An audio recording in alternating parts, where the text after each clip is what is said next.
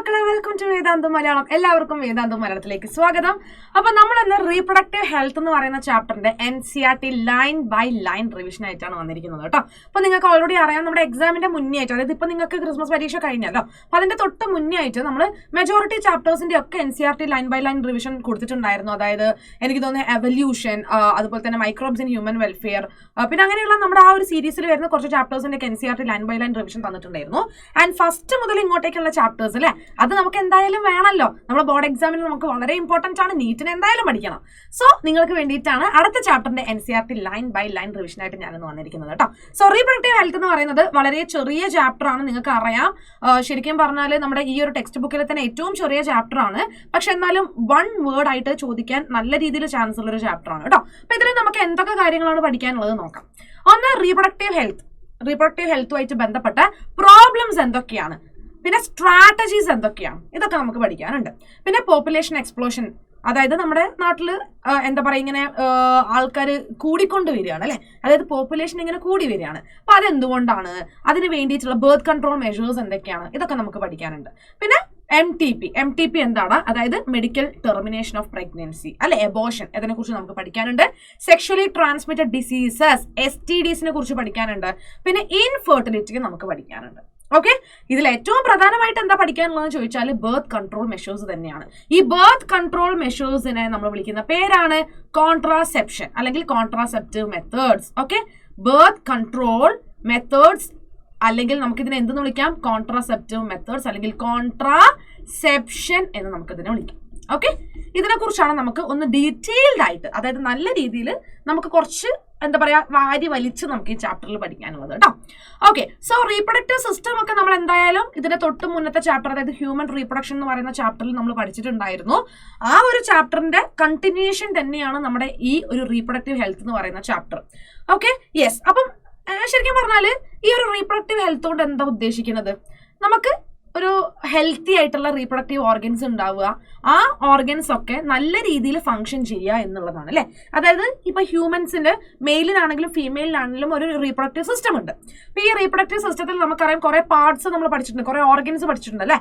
ഈ ഓർഗൻസ് ഒക്കെ ഹെൽത്തി ആയിട്ടിരിക്കണം, നല്ല ആരോഗ്യത്തോടു കൂടിയുള്ള അവയവങ്ങളായിരിക്കണം, അവർ നല്ല രീതിയിൽ ഗാമീറ്റ്സിനെ ഉണ്ടാക്കണം. ഇപ്പൊ സ്ത്രീകൾക്കാണെങ്കിൽ നല്ല രീതിയിൽ പ്രഗ്നൻസി ക്യാരി ചെയ്യാൻ പറ്റണം. അപ്പൊ ഇങ്ങനെയൊക്കെ നമുക്ക് ഉണ്ടാവണമെങ്കിൽ നമ്മുടെ റീപ്രൊഡക്റ്റീവ് ഓർഗൻസ് എന്ന് പറയുന്നത് ആരോഗ്യത്തോടു കൂടി ഉണ്ടാവണം, അവർ നോർമൽ ആയിട്ട് തന്നെ ഫങ്ഷൻ ചെയ്യണം. ഓക്കെ, ശരിക്കും പറഞ്ഞാൽ ഈ ഒരൊറ്റ നല്ല അവയവങ്ങൾ ഉണ്ടാവുക, അവർ നല്ല രീതിയിൽ ഫങ്ഷൻ ചെയ്യുക എന്നുള്ളത് കൊണ്ട് മാത്രമല്ല നമ്മൾ റീപ്രൊഡക്റ്റീവ് ഹെൽത്ത് എന്നുള്ളത് കൊണ്ട് ഉദ്ദേശിക്കുന്നത്. എന്തൊക്കെ കാര്യങ്ങൾ നമുക്ക് പറയാം, അതായത് നമ്മൾ ഇമോഷണലി സ്റ്റേബിൾ ആയിരിക്കണം അല്ലെ. ഒരു റീപ്രൊഡക്റ്റീവ് ആക്ടിവിറ്റിയിൽ ഏർപ്പെടുമ്പം നമ്മൾ ഇമോഷണലി സ്റ്റേബിൾ ആയിരിക്കണം. സോഷ്യൽ ആസ്പെക്ട്സ് എല്ലാം നമുക്ക് എന്ത് ചെയ്യാൻ പറ്റണം, അതെല്ലാം നമുക്ക് കോൺക്വർ ചെയ്യാൻ പറ്റണം. എന്നിട്ട് വേണം നമ്മൾ എന്ത് പറയാൻ, നമുക്കൊരു റീപ്രൊഡക്റ്റീവ് ഹെൽത്ത് ഉണ്ട് എന്ന് പറയാൻ. ഇപ്പൊ നമ്മുടെ വേൾഡ് ഹെൽത്ത് ഓർഗനൈസേഷൻ ഉണ്ടാവില്ല, അതായത് WHO, വേൾഡ് ഹെൽത്ത് ഓർഗനൈസേഷൻ എന്താ പറയുന്നത്, റീപ്രൊഡക്റ്റീവ് ഹെൽത്ത് എന്ന് പറഞ്ഞാൽ it is A total wellbeing of എന്തൊക്കെ വരുന്നുണ്ട്, physical, emotional, behavioural and social. അതായത് റീപ്രൊഡക്റ്റീവ് ഹെൽത്ത് നമുക്ക് ഉണ്ട് എന്ന് പറയുകയാണെങ്കിൽ അതിന്റെ അർത്ഥം ഫിസിക്കലി നമ്മൾ ഓക്കെയാണ്, അതായത് നമ്മള് പാർട്സ്, ഓർഗൻസും കാര്യങ്ങളൊക്കെ നല്ല രീതിയിൽ വർക്ക് ചെയ്യുന്നുണ്ട്. രണ്ടാമത് ഇമോഷണൽ സ്റ്റെബിലിറ്റി നമുക്കുണ്ട്. മൂന്നാമത്തത് നമ്മളെ ബിഹേവിയർ എന്ന് പറയുന്നത് നോർമലാണ്. പിന്നെയോ സോഷ്യൽ വെൽബീയിങ് ഉണ്ട്. ഈ 4 ആസ്പെക്ട്സിലും നമ്മൾ നല്ലതാണെങ്കിൽ മാത്രമേ നമുക്കൊരു റീപ്രൊഡക്റ്റീവ്ലി ഹെൽത്തി സൊസൈറ്റി ഉണ്ട് എന്ന് പറയാൻ പറ്റുള്ളൂ. ഓക്കെ, സോ ഒരു സൊസൈറ്റിയിൽ ആൾക്കാർക്ക് ഫിസിക്കലായിട്ടും അതിന്റെ ഫങ്ഷണലായിട്ടും നോർമൽ റീപ്രൊഡക്റ്റീവ് ഓർഗൻസ് ഉണ്ടാവണം. ഓക്കെ, നോർമൽ ഇമോഷണൽ സ്റ്റേജ് ഉണ്ടാവണം, നോർമൽ ബിഹേവിയറൽ ഇന്ററാക്ഷൻസ് ഉണ്ടാവണം. ഓക്കെ, അത് ഏതൊക്കെ രീതിയിലാണ്, എല്ലാ സെക്ഷൽ ആസ്പെക്ട്സിലും നമുക്ക് ഈ 4 കാര്യങ്ങൾ പറയാനായിട്ട് പറ്റണം. എന്നാലേ നമുക്ക് എന്ത് പറയാൻ പറ്റുള്ളൂ, നമുക്കൊരു റീപ്രൊഡക്റ്റീവ്ലി ഹെൽത്തി സൊസൈറ്റി ആണ് എന്ന് പറയാൻ പറ്റുള്ളൂ. അപ്പൊ ഞാൻ റീപ്രൊഡക്റ്റീവ്ലി ഹെൽത്തി ആണ് എങ്കിൽ അതിന്റെ അർത്ഥം ഞാൻ ഫിസിക്കലി ഓക്കെയാണ്, എൻ്റെ ഓർഗൻസിന്റെ ഫങ്ഷൻസ് ഒക്കെ ഓക്കെയാണ്, എൻ്റെ ഇമോഷൻസ് നോർമലാണ്, അതുപോലെ തന്നെ ബിഹേവിയർ നോർമലാണ്, പിന്നെയോ എല്ലാ സെക്ഷൽ ആസ്പെക്ട്സിലും ഞാൻ ഓക്കെ ആണെന്നാണ് ഇതിന്റെ അർത്ഥം. Okay, yes. സോ എന്തുകൊണ്ടാണ് ഈ ഒരു റീപ്രൊഡക്റ്റീവ് ഹെൽത്ത് നമ്മളെ സൊസൈറ്റിയിൽ മെയിൻറ്റെയിൻ ചെയ്യണം എന്ന് നമ്മൾ പറയുന്നത്, എന്തുകൊണ്ടാണ്, അതായത് എന്തൊക്കെ മെത്തേഡ്സ് നമുക്ക് ഇതിന് വേണ്ടിയിട്ട് എടുക്കാൻ പറ്റും. ഇപ്പൊ നമ്മുടെ നാട്ടിൽ നമുക്കറിയാം ഒരു റീപ്രൊഡക്റ്റീവ് ഹെൽത്ത് നമുക്ക് മെയിൻറ്റെയിൻ ചെയ്യാൻ പറ്റുന്നില്ല. കാരണം എന്തുകൊണ്ടാ, മെറ്റേണൽ ഡെത്ത് അല്ലെ, അതായത് പ്രഗ്നന്റ് ആയിരിക്കുന്ന എത്രയോ അമ്മമാര് മരിച്ചു പോകുന്നുണ്ട്. പിന്നെയോ അതുപോലെ തന്നെ നമ്മുടെ കുഞ്ഞുങ്ങൾ മരിച്ചു പോകുന്നുണ്ട് അല്ലെ. പിന്നെന്താണ്, ഇഷ്ടംപോലെ ആൾക്കാർക്ക് എയ്ഡ്സ് പോലുള്ള മാരക രോഗങ്ങളുണ്ട്. അപ്പൊ ഇതൊക്കെ നമ്മുടെ സൊസൈറ്റിയിൽ ഉണ്ടെങ്കിൽ നമ്മൾ ആ ഒരു റീപ്രൊഡക്റ്റീവ് ഹെൽത്തിന്റെ സ്റ്റെബിലിറ്റി മെയിൻറ്റെയിൻ ചെയ്യുന്നില്ല എന്നാണ് അതിന്റെ അർത്ഥം. ഓക്കെ, എന്തൊക്കെയാണ് റീപ്രൊഡക്റ്റീവ് ഹെൽത്തിന്റെ പ്രോബ്ലംസ്, എന്തൊക്കെയാണ് റീപ്രൊഡക്റ്റീവ് ഹെൽത്തിന്റെ സ്ട്രാറ്റജീസ് നമുക്ക് നോക്കാം. ഓക്കെ, ഇന്ത്യ എന്ന് പറയുമ്പോൾ നമ്മുടെ ലോകത്ത് അത്രയധികം കൺട്രീസ് ഉണ്ട് അല്ലെ.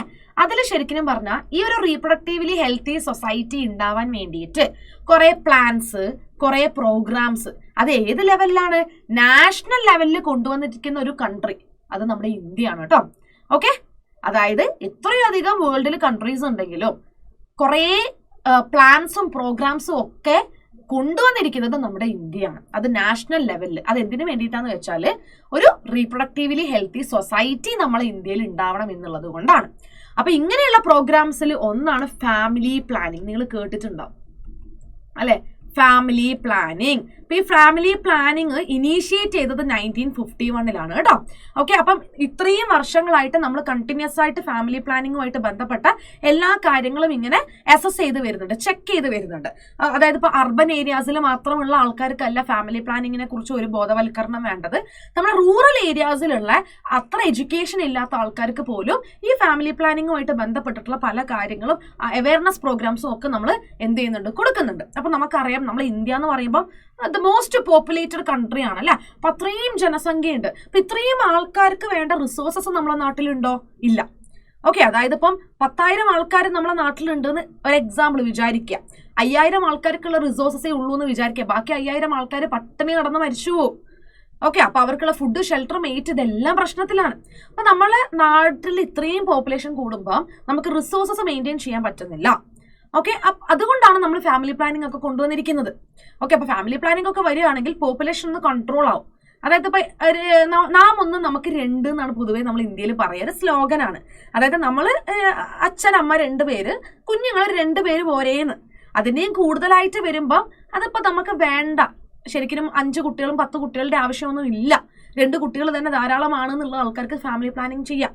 ഓക്കെ, അപ്പൊ പോപ്പുലേഷൻ കുറയുന്നുണ്ടല്ലോ, അപ്പൊ നമുക്ക് റിസോഴ്സസ് മെയിൻറ്റെയിൻ ചെയ്യാൻ പറ്റും. അപ്പൊ അതാണ് ഫാമിലി പ്ലാനിങ്ങിന്റെ ഒരു പ്രധാനപ്പെട്ട എന്തെന്ന് പറയുന്നത്, പ്രധാനപ്പെട്ട ലക്ഷ്യം അല്ലെങ്കിൽ ഒരു ഒബ്ജക്റ്റീവ്, ഒരു എയിം എന്ന് പറയുന്നത്. Okay, yes. അപ്പൊ ഇങ്ങനെയുള്ള ധാരാളം പ്രോഗ്രാംസ് നമ്മളെ നേഷൻ വൈഡ്, അതായത് നമ്മുടെ ഇന്ത്യ മുഴുവനായിട്ട് കൊണ്ടുവന്നിട്ടുണ്ട്. ആൻഡ് ഇതുമായിട്ട് ബന്ധപ്പെട്ട മറ്റൊരു പ്രോഗ്രാമാണ് RCH. എന്താണത്? Reproductive and child health care programme. ഈ റീപ്രൊഡക്റ്റീവ്ലി ഹെൽത്തി സൊസൈറ്റി അറ്റൈൻ ചെയ്യാൻ വേണ്ടിയിട്ട് നമ്മൾ കൊണ്ടുവന്നിരിക്കുന്ന, ഈ അടുത്തായിട്ട് കൊണ്ടുവന്നിരിക്കുന്ന ഒരു പ്രോഗ്രാമാണ് reproductive and child health care programme. And ഇതിന്റെ ഫുൾ ഫോം എക്സാമിന് ചോദിക്കാനുള്ള ചാൻസ് ഉണ്ട് കേട്ടോ. ഫുൾ ഫോം പഠിച്ചു വെക്കുക, RCH. Okay, yes. എന്താ RCHന്റെ ഒബ്ജക്റ്റീവ്സ്? എന്തിനു വേണ്ടിയിട്ടാണ് നമ്മൾ ഇങ്ങനത്തെ ഒരു പ്രോഗ്രാം നമ്മുടെ നാട്ടിൽ കൊണ്ടുവന്നിരിക്കുന്നത്? ഒന്ന്, അതായത് ലൈക്ക് ഈ റീപ്രൊഡക്ഷനുമായിട്ട് ബന്ധപ്പെട്ട് അല്ലെങ്കിൽ ഈ സെക്ഷൽ കാര്യങ്ങളൊക്കെ ആയിട്ട് ബന്ധപ്പെട്ടിട്ടുള്ള അവയർനെസ് പ്രോഗ്രാംസ് ജനങ്ങളിലേക്ക് എത്തിക്കുക. ഓക്കെ, കാരണം എന്തുകൊണ്ടാ? ഒന്ന്, ഇപ്പൊ അൺവാണ്ടഡ് പ്രഗ്നൻസി ഒഴിവാക്കണമെങ്കിൽ കോൺട്രാസെപ്ഷനുമായിട്ട് ബന്ധപ്പെട്ട കുറെ കാര്യങ്ങളെ കുറിച്ച് നമ്മൾ ഈ ഒരു ഫാമിലി അല്ലെങ്കിൽ ആ ഒരു കപ്പിൾസിന് നമ്മൾ ക്ലാസ് കൊടുക്കേണ്ടതായിട്ടുണ്ട്. അപ്പൊ അങ്ങനത്തെ കുറെ കാര്യങ്ങളൊക്കെ കൊണ്ടുവരിക. അതേപോലെ തന്നെ ഇപ്പം പ്രഗ്നന്റ് ആയിട്ടുള്ള സ്ത്രീകൾക്ക് ആവശ്യത്തിനുള്ള ഹെൽത്ത് കെയർ ഫെസിലിറ്റീസും കാര്യങ്ങളും കൊണ്ടുവരിക. ഇപ്പൊ പ്രസവിച്ചു കഴിഞ്ഞാലും കുട്ടികളിൽ ഈ ഒരു പ്രോട്ടീൻ ഡെഫിഷ്യൻസി അങ്ങനെ ഇഷ്ടംപോലെ രോഗങ്ങളും കാര്യങ്ങളൊക്കെ നമ്മൾ കണ്ടുവരുന്നുണ്ട്. അപ്പൊ അവർക്ക് ആ ഒരു രീതിയിലുള്ള എന്താ പറയുക ചികിത്സയും കാര്യങ്ങളൊക്കെ കൊണ്ടുവരിക. അപ്പൊ അങ്ങനത്തെ പല എയിമും ഈ ഒരു RCH പ്രോഗ്രാം, അതായത് നമ്മുടെ reproductive and child health care പ്രോഗ്രാമിലുണ്ട് കേട്ടോ. അതിൽ ഒന്നാണ് creating awareness among people about various reproduction related aspects. റീപ്രൊഡക്ഷനുമായിട്ട് ബന്ധപ്പെട്ട പല കാര്യങ്ങളെ കുറിച്ച് ജനങ്ങൾക്ക് അവയർനെസ് പ്രോഗ്രാംസ് കൊടുക്കുക. അതുപോലെ തന്നെ ഒരു റീപ്രൊഡക്റ്റീവ്ലി ഹെൽത്തി സൊസൈറ്റി കിട്ടാൻ വേണ്ടിയിട്ടുള്ള ഫെസിലിറ്റീസ് ജനങ്ങൾക്ക് കൊടുക്കുക, സപ്പോർട്ട് ജനങ്ങൾക്ക് കൊടുക്കുക എന്നുള്ളതാണ് കേട്ടോ. ഓക്കെ, സെറ്റ് ആയല്ലോ. അപ്പൊ 2 പ്രോഗ്രാമുകൾ ചോദിക്കുകയാണെങ്കിൽ നിങ്ങൾ ഒന്ന് ഫാമിലി പ്ലാനിങ്ങും രണ്ടാമത്തത് RCHും ചോദിച്ചാൽ മതി, എഴുതിയാൽ മതി. കാരണം ഒരു തവണ എക്സാമിന് ഈ ഒരു ക്വസ്റ്റ്യൻ ചോദിച്ചിട്ടുണ്ട്, ജസ്റ്റ് ആ പ്രോഗ്രാംസിന്റെ പേര് എഴുതാനായിട്ട് ചോദിച്ചിട്ടുണ്ട് കേട്ടോ. ഓക്കെ, ഇനി നമുക്ക് നമ്മളെ ഗവൺമെന്റൽ ആസ്പെക്റ്റിലേക്ക് വരികയാണെങ്കിൽ ഇപ്പൊ ഓഡിയോ വിഷ്വൽ എയ്ഡ്സ്, അത് നിങ്ങൾക്ക് അറിയാലോ അല്ലെ. നമുക്ക് നമ്മുടെ നാട്ടിൽ നടക്കുന്ന ഏതൊരു വാർത്തയും നമുക്ക് കേൾക്കാനും കാണാനും പറ്റുന്നുണ്ടല്ലേ. അപ്പൊ ഈ ഓഡിയോ വിഷ്വൽ എയ്ഡ്സ് ഉണ്ട്, പ്രിന്റ് മീഡിയ ഉണ്ട്. അതായത് നമുക്ക് ന്യൂസ് പേപ്പറും കാര്യങ്ങളൊക്കെ കിട്ടുന്നില്ല, മാഗസിൻസ് കിട്ടുന്നില്ല. അപ്പൊ ഇങ്ങനത്തെ പ്രിന്റ് മീഡിയ ഉണ്ട്. ഓക്കെ, അപ്പൊ ഇതിലൂടെയൊക്കെ നമുക്ക് എന്ത് ചെയ്യാൻ പറ്റുന്നുണ്ട്? അതായത് ഗവൺമെന്റൽ ആയിട്ടും നോൺ ഗവൺമെന്റൽ ആയിട്ടുള്ള ഇഷ്ടംപോലെ ഏജൻസീസ് ഉണ്ട് കേട്ടോ. ഗവൺമെന്റ് കൊണ്ടുവന്നിട്ടുള്ള കുറെ ഏജൻസീസ് ഉണ്ട്, അല്ലെങ്കിൽ നോൺ ഗവൺമെന്റൽ ആയിട്ടുള്ള കുറെ ഏജൻസീസ് ഉണ്ട്. ഓക്കെ, അപ്പൊ ഈ ഏജൻസീസ് ഒക്കെ പലതരത്തിലുള്ള സ്റ്റെപ്സ് ഉണ്ടാക്കിയിട്ടുണ്ട്. എന്തിനു വേണ്ടിയിട്ടാന്ന് വെച്ചാൽ അവയർനെസ് ജനങ്ങൾക്കിടയിൽ കൊടുക്കുക എന്നുള്ളത്. അതായത് ഈ റീപ്രൊഡക്ഷനുമായിട്ട് ബന്ധപ്പെട്ടിട്ടുള്ള കുറെ കാര്യങ്ങൾ ജനങ്ങളിലേക്ക് എത്തിക്കണം. ഫോർ എക്സാമ്പിൾ, ഇപ്പം റേപ്പ് ഒക്കെ നടക്കുകയാണെങ്കിൽ ഇങ്ങനെയൊക്കെ റേപ്പ് നടക്കുന്നുണ്ട് നമ്മുടെ നാട്ടിൽ. ഓക്കെ, അത് നമുക്ക് വാർത്തയിലൂടെ കാണാൻ പറ്റുന്നുണ്ട്, ന്യൂസ് പേപ്പറിലൂടെ നമുക്ക് കാണാൻ പറ്റുന്നുണ്ട്. ഓക്കെ, അതുപോലെ തന്നെ നമുക്ക് ഓഡിയോ എയ്ഡ്സിലൂടെ നമുക്ക് കേൾക്കാനൊക്കെ പറ്റുന്നുണ്ട്. ഓക്കെ, അപ്പം ഇങ്ങനെ ഗവൺമെന്റിലും നോൺ ഗവൺമെന്റൽ ആയിട്ടുള്ള കുറെ ഏജൻസീസ് വന്നിട്ടുണ്ട്. അത് എന്തിനു വേണ്ടിയിട്ടാന്ന് വെച്ചാൽ റീപ്രൊഡക്ഷനുമായിട്ട് ബന്ധപ്പെട്ടിട്ടുള്ള പല കാര്യങ്ങളും ജനങ്ങളിലേക്ക് എത്തിക്കാൻ വേണ്ടിയിട്ട്, അവയർനെസ് ക്ലാസും കാര്യങ്ങളൊക്കെ ജനങ്ങളിലേക്ക് എത്തിക്കാൻ വേണ്ടിയിട്ടാണ്. ഇപ്പം നമ്മൾ റേപ്പ് നടന്നാൽ നമ്മൾ അറിയുന്നുണ്ട്. അതേപോലെ തന്നെയാണ് ഇപ്പം പല രീതിയിലുള്ള സെക്ഷലി ട്രാൻസ്മിറ്റഡ് ഡിസീസസ്, അതായത് എയ്ഡ്സ് പോലുള്ള മാറാ രോഗങ്ങൾ ഇപ്പൊ എവിടെയെങ്കിലും പടർന്നു പിടിക്കുകയാണെങ്കിൽ അത് നമ്മൾ അറിയുന്നുണ്ട്. ഇതെല്ലാം നമ്മൾ അറിയുന്നത് ഇത്തരത്തിലുള്ള ഓഡിയോ വിഷ്വൽ ആൻഡ് പ്രിന്റ് മീഡിയയിലൂടെയാണ്. ഓക്കെ, പിന്നെ നോക്കിക്കേടാ, പാരന്റ്സ് അല്ലെങ്കിൽ ക്ലോസ് റിലേറ്റീവ്സ് അല്ലെങ്കിൽ ടീച്ചേഴ്സ്, ഫ്രണ്ട്സ്, ഇവർക്കും ശരിക്കും പറഞ്ഞാൽ ഈ ഇൻഫർമേഷൻ പാസ് ചെയ്യുന്നത് വലിയ റോളുണ്ട്. അത് നിങ്ങളൊന്ന് ആലോചിച്ച് നോക്കിക്കേ. ഒരു കുഞ്ഞ് ആണോ പെണ്ണോ ആവട്ടെ, ഈ കുട്ടി വളർന്നു വരുമ്പോൾ, ഈ കുട്ടി പ്രായപൂർത്തിയായി കഴിഞ്ഞാൽ ഈ ഒരു റീപ്രൊഡക്ഷനുമായിട്ട് ബന്ധപ്പെട്ട പല കാര്യങ്ങളും ആ കുട്ടി അറിയേണ്ടതായിട്ടുണ്ട്. ഓക്കെ, അപ്പൊ ആ ഇൻഫർമേഷൻ ആദ്യം പാരന്റ്സ് പാസ് ചെയ്യും, ആ കുഞ്ഞിന് പറഞ്ഞു കൊടുക്കും കാര്യങ്ങൾ. പിന്നെ ക്ലോസ് റിലേറ്റീവ്സ് പാസ് ചെയ്യും, പിന്നെ ടീച്ചേഴ്സ് പറഞ്ഞു കൊടുക്കുന്നുണ്ട്. സ്കൂളുകളിൽ സെക്സ് എഡ്യൂക്കേഷൻ പ്രോഗ്രാംസ് ഒക്കെ ഉണ്ട്, ടീച്ചേഴ്സ് അവർക്ക് ക്ലാസ് എടുത്ത് കൊടുക്കുന്നുണ്ട്. പിന്നെ ഫ്രണ്ട്സിലൂടെയും നമ്മൾ കൂടുതലായിട്ട് ഇങ്ങനത്തെ കാര്യങ്ങളൊക്കെ അറിയുന്നുണ്ട് അല്ലേ. പിന്നെ നിങ്ങൾക്ക് അറിയാലോ, ഇപ്പം സ്കൂളുകളിൽ ഏറ്റവും നന്നായിട്ട് തന്നെ പ്രവർത്തിക്കുന്ന ഒരു കാര്യമാണ് സെക്സ് എഡ്യൂക്കേഷൻ അല്ലെ. പണ്ടൊന്നും ഇത് ഉണ്ടായിരുന്നില്ല കേട്ടോ. പണ്ടൊന്നും സെക്സ് എഡ്യൂക്കേഷൻ ഒന്നും സ്കൂളുകളിൽ ഉണ്ടായിരുന്നില്ല. ഇപ്പം മിസ്സൊക്കെ പഠിക്കുന്ന സമയത്തൊന്നും ഈ സെക്സ് എഡ്യൂക്കേഷൻ എന്ന് പറയുന്നത് സ്കൂളിൽ ഒരു പ്രധാനപ്പെട്ട ഘടകമായിട്ട് കൊണ്ടുവന്നിട്ടുണ്ടായിരുന്നില്ല. ഇപ്പോഴാണ് സെക്സ് എഡ്യൂക്കേഷൻ നല്ല രീതിയിൽ എല്ലാ സ്കൂളുകളിലും പ്രവർത്തിച്ചു തുടങ്ങുന്നത്. അപ്പൊ നിങ്ങൾക്ക് തോന്നുന്നുണ്ട് ഈ സെക്സ് എഡ്യൂക്കേഷൻ കിട്ടേണ്ടത്, കൂടുതലായും നമ്മൾ കേൾക്കാറുള്ളത് റേപ്പിന് വിക്റ്റിമായി പോകുന്നത് പെൺകുട്ടികളാണ്, അവർ മാത്രമാണ് ഇത് കേൾക്കേണ്ടത്. ഒരിക്കലും അല്ല കേട്ടോ. സെക്സ് എഡ്യൂക്കേഷൻ എന്ന് പറയുമ്പോൾ ആൺകുട്ടികളും പെൺകുട്ടികളും ഒരുപോലെ കേട്ടിരിക്കേണ്ട ക്ലാസ് ആണ്. ആൻഡ് അത് സ്കൂളുകളിലൊക്കെ ഇപ്പൊ പ്രവർത്തിച്ചു തുടങ്ങിയിട്ടുണ്ട്. Okay, yes. ആൻഡ് എന്തിനു വേണ്ടിയിട്ടാന്ന് വെച്ചാല് ശരിക്കത്തെ ഇൻഫർമേഷൻസ് എന്താണ് നമുക്കറിയാം. നമ്മുടെ നാട്ടില് ഏറ്റവും കൂടുതൽ പടർന്നു പിടിക്കുന്ന ഒരു കാര്യമാണ് അന്ധവിശ്വാസം, മിത്ത് അല്ലെ. പണ്ട് കാലത്ത് അങ്ങനെ ഉണ്ടായിരുന്നു, ഇങ്ങനെ ഉണ്ടായിരുന്നു. കുറെ മിത്തുകളുണ്ട്, കുറെ മിസ്കൺസെപ്ഷൻസ് ഉണ്ട് അല്ലെ, കുറെ തെറ്റിദ്ധാരണകളുണ്ട്, കുറെ അന്ധവിശ്വാസങ്ങളുണ്ട്. ഇതെല്ലാം ഈ കുട്ടികളിലേക്ക് എത്തുന്നുണ്ട്. കുട്ടികളിലേക്ക് എത്തിക്കഴിഞ്ഞാൽ അവർ വരും തലമുറയാണ്, നെക്സ്റ്റ് ജനറേഷൻ. അവരെന്താ ചെയ്യുന്നത്? അവർ ഈ മിസ്ലീഡുകളെല്ലാം വിശ്വസിക്കും, എന്നിട്ട് അവരതിനനുസരിച്ച് പ്രവർത്തിക്കും. അത് മണ്ടത്തരമല്ലേ? അപ്പൊ ഇത് നമുക്ക് കുറയ്ക്കണം അല്ലെ. എന്നിട്ട് യഥാർത്ഥ ഇൻഫർമേഷൻ, അതായത് റൈറ്റ് ഇൻഫർമേഷൻസ് മാത്രം നമ്മൾ എന്ത് ചെയ്യണം? നമ്മൾ കുഞ്ഞുങ്ങളിലേക്ക് എത്തിക്കണം. ആൻഡ് നമ്മൾ എന്ത് ഡിസ്കറേജ് ചെയ്യണം? ഇത്തരത്തിലുള്ള മിത്തും മിസ്കൺസെപ്ഷൻസും ഒക്കെ നമ്മൾ ഡിസ്കറേജ് ചെയ്യണം. Sex related myth and sex related misconceptions ആണ് കൂടുതൽ പെട്ടെന്ന് സ്പ്രെഡ് ആവുക. കുഞ്ഞുങ്ങൾക്ക് എങ്ങനെ എന്താ പറയുക, സെക്സുമായിട്ട് ബന്ധപ്പെട്ടിട്ടുള്ള കുറെ അനാവശ്യ കാര്യങ്ങൾ അവരുടെ തലയിലേക്ക് കയറും. അപ്പൊ അതൊക്കെ നമ്മൾ ഒഴിവാക്കണമെങ്കിൽ സെക്സ് എഡ്യൂക്കേഷൻ വേണം. ഓക്കെ, എന്നിട്ട് പ്രോപ്പർ ഇൻഫർമേഷൻസ്. ഈ പ്രോപ്പർ ഇൻഫർമേഷൻസ് നമ്മൾ എന്തിനൊക്കെ കുറിച്ചുള്ളതാണ് കുട്ടികൾക്ക് ക്ലാസ് എടുത്ത് കൊടുക്കേണ്ടത്? എന്ത് ഇൻഫർമേഷനാണ് കുട്ടിക്ക് കൊടുക്കേണ്ടത്? റീപ്രൊഡക്റ്റീവ് ഓർഗൻസിനെ കുറിച്ചുള്ള ഇൻഫർമേഷൻ. അതായത് ഏതൊക്കെയാണ് നിങ്ങളുടെ ഈ റീപ്രൊഡക്റ്റീവ് ഓർഗൻസ് വരുന്നത്, ഓക്കെ, ഓരോന്നിന്റെയും ഫംഗ്ഷൻ എന്താണ്. ഓക്കെ, ഇനി ഈ റീപ്രൊഡക്റ്റീവ് ഓർഗൻസിന് എന്തൊക്കെ തരത്തിലുള്ള പ്രശ്നങ്ങൾ, രോഗങ്ങൾ ബാധിക്കാൻ ചാൻസ് ഉണ്ട്. ഓക്കെ, ഇങ്ങനത്തെ കാര്യങ്ങളൊക്കെയാണ് നമ്മൾ എടുത്തു കൊടുക്കേണ്ടത്. പിന്നെ അഡോളസെന്റ് ഏജിൽ എന്തൊക്കെ പ്രശ്നങ്ങൾ കുഞ്ഞുങ്ങൾ ഫേസ് ചെയ്യാൻ പോകുന്നുണ്ട്. അതായത് അഡോളസെൻസ് എന്ന് പറഞ്ഞാൽ നമുക്കറിയാം, ഇങ്ങനെ തൊട്ടാ പൊട്ടുന്ന പ്രായമാണെന്ന് നമ്മൾ പൊതുവെ നാട്ടിൽ പറഞ്ഞു കേട്ടിട്ടുണ്ട് അല്ലേ. എന്താണ് അഡോളസെൻസ് കൊണ്ട് ഉദ്ദേശിക്കുന്നത്? ആ സമയത്താണ് കുഞ്ഞുങ്ങൾ കൂടുതലായിട്ടും ചിലപ്പം നല്ല വഴിക്കും അല്ലെങ്കിൽ നേരെ വിപരീതമായിട്ട് ചീത്ത വഴിക്കും പോവാന്ന് നമ്മൾ പറയും. അപ്പം ആ അഡോളസെൻസിൽ അവരെന്തൊക്കെ അനുഭവിക്കാൻ പോകുന്നു അത് നമ്മൾ ക്ലാസ് എടുത്ത് കൊടുക്കണം. ഓക്കെ, പിന്നെ സേഫ് സെക്സ് പ്രാക്ടീസസിനെ കുറിച്ച് നമ്മൾ പറഞ്ഞു കൊടുക്കണം. അതായത് എങ്ങനെ നമ്മുടെ റീപ്രൊഡക്റ്റീവ് ഓർഗൻസ് ഹൈജീനിക് ആയിട്ട് വെക്കാം അല്ലെ. വൃത്തിയാണ് ഏറ്റവും വലുത്. അപ്പൊ വൃത്തി എത്രത്തോളം വേണം, അല്ലെങ്കിൽ നിങ്ങൾ എന്തൊക്കെ രീതിയിൽ നിങ്ങൾക്ക് അൺവാണ്ടഡ് പ്രഗ്നൻസിനെ തടയാൻ പറ്റും. ഓക്കെ, അതായത് ഇപ്പം like sex is not always for having children അല്ലേ. അപ്പം അങ്ങനത്തെ കാര്യങ്ങളെ കുറിച്ചൊക്കെ നമ്മൾ പറഞ്ഞു കൊടുക്കുക.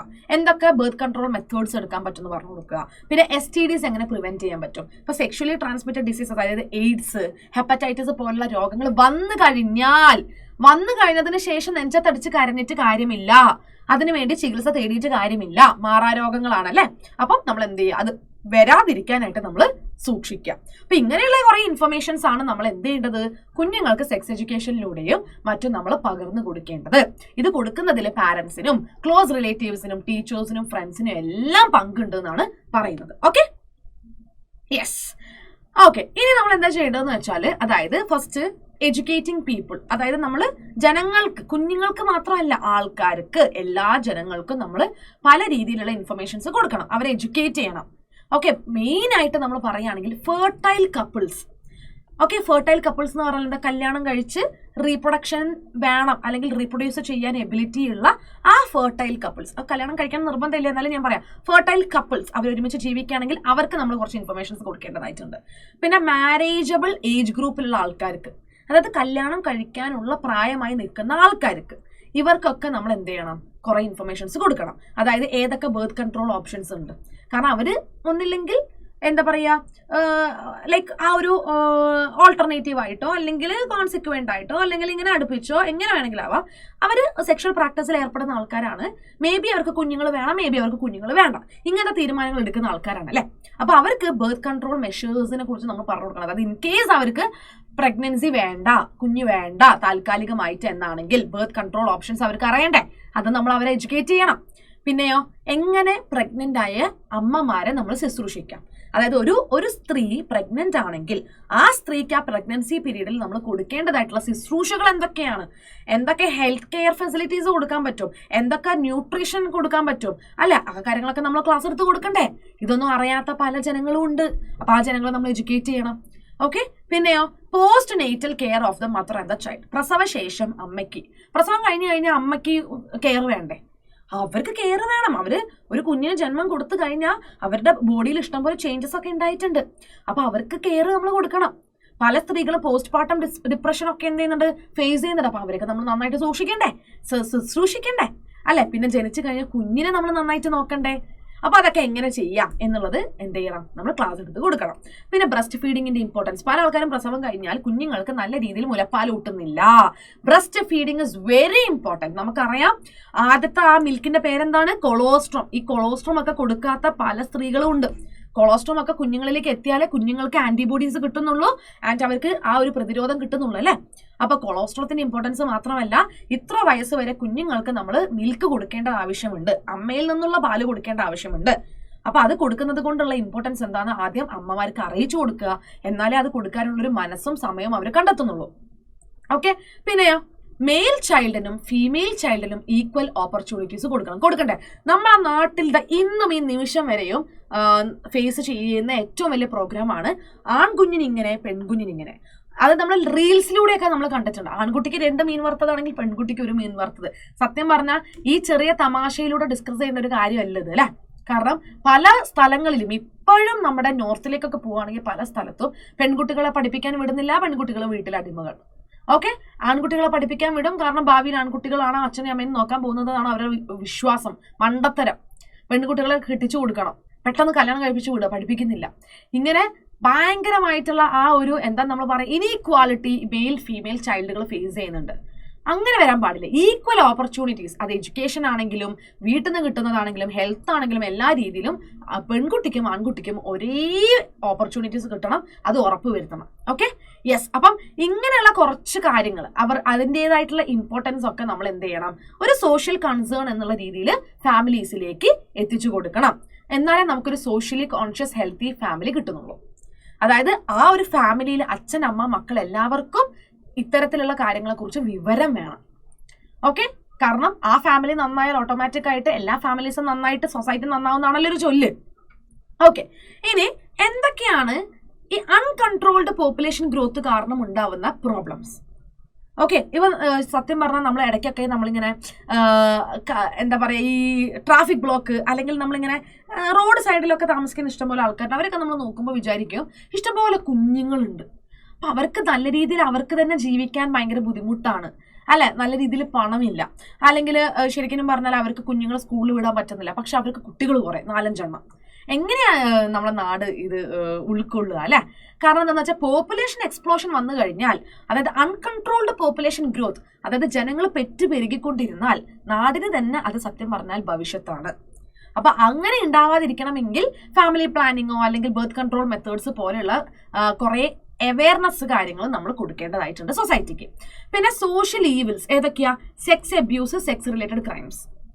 നമ്മൾ കേൾക്കുന്നത് ആൺകുട്ടിയും ഇപ്പൊ ഫേസ് ചെയ്യുന്നുണ്ട്. ഏറ്റവും കൂടുതൽ നമ്മളിപ്പം പൊതുവേ കണ്ട് നമുക്കറിയാം പെൺകുട്ടികൾ, അതായത് റേപ്പ് വിക്ടിംസ് ആവുക അല്ലെ. അത് പെൺകുട്ടികൾ മാത്രമല്ല, സ്ത്രീകളും വലിയ ആൾക്കാരും ഈ ഒരു എന്താ പറയുക സെക്സ് അബ്യൂസിന് അറിയാതെ തന്നെ അവർ അതിൻ്റെ ഒരു വിക്ടിമായി പോകുന്നുണ്ട് അല്ലെ. പിന്നെ സെക്സ് റിലേറ്റഡ് ക്രൈംസ്, അതായത് റേപ്പും കാര്യങ്ങളൊക്കെ നമ്മുടെ നാട്ടിൽ നടക്കുന്നുണ്ട്. ഓക്കെ, അപ്പൊ ഇതിനെക്കുറിച്ചുള്ള അല്ലെങ്കിൽ ഈ ഒരു പ്രശ്നങ്ങളെ കുറിച്ചുള്ള അവയർനെസ് പ്രോഗ്രാംസും കാര്യങ്ങളൊക്കെ നമ്മൾ നാട്ടുകാരിലേക്ക് എത്തിക്കുക. എന്തിനു വേണ്ടിയിട്ടാണ്? എന്നാലേ നമുക്ക് അതിനനുസരിച്ചുള്ള സ്റ്റെപ്സ് എടുക്കാൻ പറ്റുള്ളൂ. എന്തിനു വേണ്ടിയിട്ട് ഈ സ്റ്റെപ്സ്? ഇത്തരത്തിലുള്ള കാര്യങ്ങൾ പ്രിവെന്റ് ചെയ്യാൻ വേണ്ടിയിട്ട്. ഇതെല്ലാം ഇല്ലാതായ സത്യം പറഞ്ഞാൽ നമുക്കൊരു റീപ്രൊഡക്റ്റീവ്ലി ഹെൽത്തി സൊസൈറ്റി കിട്ടിയെന്നാണ് അർത്ഥം. അത് നമ്മുടെ നാട്ടിൽ STD സെക്ഷലി ട്രാൻസ്മിറ്റഡ് ഡിസീസസ് ഇല്ല. നമ്മളെ നാട്ടിൽ എന്താ പറയാ പെൺകുട്ടികൾക്കും ആൺകുട്ടികൾക്കും ഒരേ ഓപ്പർച്യൂണിറ്റീസ് ആണ് കിട്ടുന്നത്. പോപ്പുലേഷൻ എക്സ്പ്ലോഷൻ ഇല്ല, അൺകൺട്രോൾഡ് പോപ്പുലേഷൻ ഇല്ല. അതായത് കൺട്രോൾഡ് പോപ്പുലേഷൻ, ജനസംഖ്യ എന്ന് പറയുന്നത് ഒരു ഈക്വൽ ലെവലിൽ സ്റ്റേബിൾ ആയിട്ട് നിൽക്കുകയാണ്. Sex abuse, sex related crimes, rape കാര്യങ്ങളൊന്നുമില്ല. ഓക്കെ, ഒന്ന് ആലോചിച്ച് നോക്കിക്കേ. അങ്ങനെയുള്ളൊരു സൊസൈറ്റിയെ നമ്മൾ സ്വപ്നം കാണാനേ പറ്റുള്ളൂ. പക്ഷെ അങ്ങനെയുള്ളൊരു സൊസൈറ്റി മെല്ലെ മെല്ലെ നമ്മൾ നാട്ടിൽ ബിൽഡപ്പ് ചെയ്ത് കൊണ്ടുവരിക. നമ്മളെ കൺട്രി എന്തെങ്കിലും നന്നാവും എന്നുള്ളൊരു പ്രതീക്ഷയിലാണ് നമ്മൾ മുന്നോട്ടേക്ക് പോകുന്നത്. അതിന് വേണ്ടിയിട്ടാണ് ഇത്തരത്തിലുള്ള പ്രോഗ്രാംസും കാര്യങ്ങളൊക്കെ വന്നിരിക്കുന്നത് കേട്ടോ. Okay, yes. സോ നമ്മൾ പല രീതിയിലുള്ള പ്ലാനുകൾ ഇംപ്ലിമെന്റ് ചെയ്തിട്ടുണ്ട്. എന്തിനു വേണ്ടിയിട്ടാ? റീപ്രൊഡക്റ്റീവ് ഹെൽത്ത് മെയിൻറ്റെയിൻ ചെയ്യാനും അതിനെ അറ്റൈൻ ചെയ്യാനും വേണ്ടിയിട്ട്. ഒന്ന്, സ്ട്രോങ് ഇൻഫ്രാസ്ട്രക്ചറൽ ഫെസിലിറ്റീസ്. അതുകൊണ്ട് ഏറ്റവും കൂടുതൽ ഉദ്ദേശിക്കുന്നത് എന്താണെന്ന് വെച്ചാൽ ഹോസ്പിറ്റലുകളാണ്. ഓക്കെ, അതായത് ഇഷ്ടംപോലെ ഹോസ്പിറ്റലുകൾ നമ്മുടെ ഗവൺമെന്റ് തന്നെ കൊണ്ടുവന്നിട്ടുണ്ട്. അത് അമ്മമാർക്കും കുട്ടികൾക്കും അല്ലെങ്കിൽ നമ്മുടെ നാട്ടുകാർക്ക് എല്ലാവർക്കും വളരെ ഉപയോഗപ്രദമാണ്. പിന്നെ പ്രൊഫഷണൽ എക്സ്പെർട്ടൈസ്. ഓക്കെ, അതായത് ഒന്നുമില്ല, നല്ല നല്ല ക്വാളിഫൈഡ് ഡോക്ടേഴ്സും കാര്യങ്ങളും ഒക്കെ നമ്മുടെ നാട്ടിലുണ്ട്. And material support. അതായത് ഇപ്പം നമ്മൾ ഹോസ്പിറ്റലിൽ പോയാൽ നമുക്കറിയാം എന്തൊക്കെ ഹോസ്പിറ്റൽ ഫെസിലിറ്റീസും കാര്യങ്ങളും അവിടെ ഉണ്ടെന്ന്, എന്തൊക്കെ ഡോക്ടേഴ്സും കാര്യങ്ങളും അവിടെ ഉണ്ടെന്ന്. ഓക്കെ, അത് മാത്രമല്ല ഇപ്പം മെറ്റീരിയൽ സപ്പോർട്ട് എന്ന് പറയുമ്പോൾ പല രീതിയിലും നമുക്ക് പറയാൻ പറ്റും. ഒരു ഹോസ്പിറ്റലിന് മാത്രം നമ്മൾ പറയുന്നില്ല. ഇപ്പം ശരിക്കും പറഞ്ഞാൽ ഇപ്പം നമുക്കറിയാം നമ്മുടെ നാട്ടിൽ സാധാരണക്കാർക്ക് വേണ്ടിയിട്ട് നമ്മളെ ഗവൺമെന്റ് അരിയും കാര്യങ്ങളൊക്കെ കൊടുക്കുന്നുണ്ട് അല്ലെ. എല്ലാവർക്കും വേണ്ടിയിട്ട് തന്നെ അരിയും കാര്യങ്ങളൊക്കെ കൊടുക്കുന്നുണ്ട്. അരി, മണ്ണെണ്ണ, പഞ്ചസാര, ഗോതമ്പൊക്കെ കൊടുക്കുന്നുണ്ട്. അതേപോലെ തന്നെ ഇപ്പൊ നമ്മൾ അംഗൻവാടികളിൽ നിന്ന് നമുക്ക് കുറെ സാധനങ്ങൾ കുഞ്ഞുങ്ങൾക്കും അവരുടെ അമ്മമാർക്കും കിട്ടുന്നുണ്ട്. ഓക്കെ, അപ്പൊ അതെല്ലാം നമ്മുടെ നാട്ടിൽ ഇപ്പോൾ ഓൾറെഡി ഇംപ്ലിമെന്റ് ചെയ്ത് കഴിഞ്ഞു. ഓക്കെ, അതിൽ ഏറ്റവും വലുത് ഞാൻ പറഞ്ഞ പോലെ തന്നെ മെഡിക്കൽ അസിസ്റ്റൻസ് തന്നെയാണ്. അതായത് റീപ്രൊഡക്ഷനുമായിട്ട് ബന്ധപ്പെട്ട പ്രോബ്ലംസ്, മെയിൻ ആയിട്ട് pregnancy, delivery, STDs, abortions, contraceptions, menstrual problems, infertility. ഇത്രയും പ്രശ്നങ്ങളെ പരിഹരിക്കാനുള്ള മെഡിക്കൽ അസിസ്റ്റൻസ് നമ്മുടെ നാട്ടിൽ ഇപ്പോൾ ഉണ്ട്.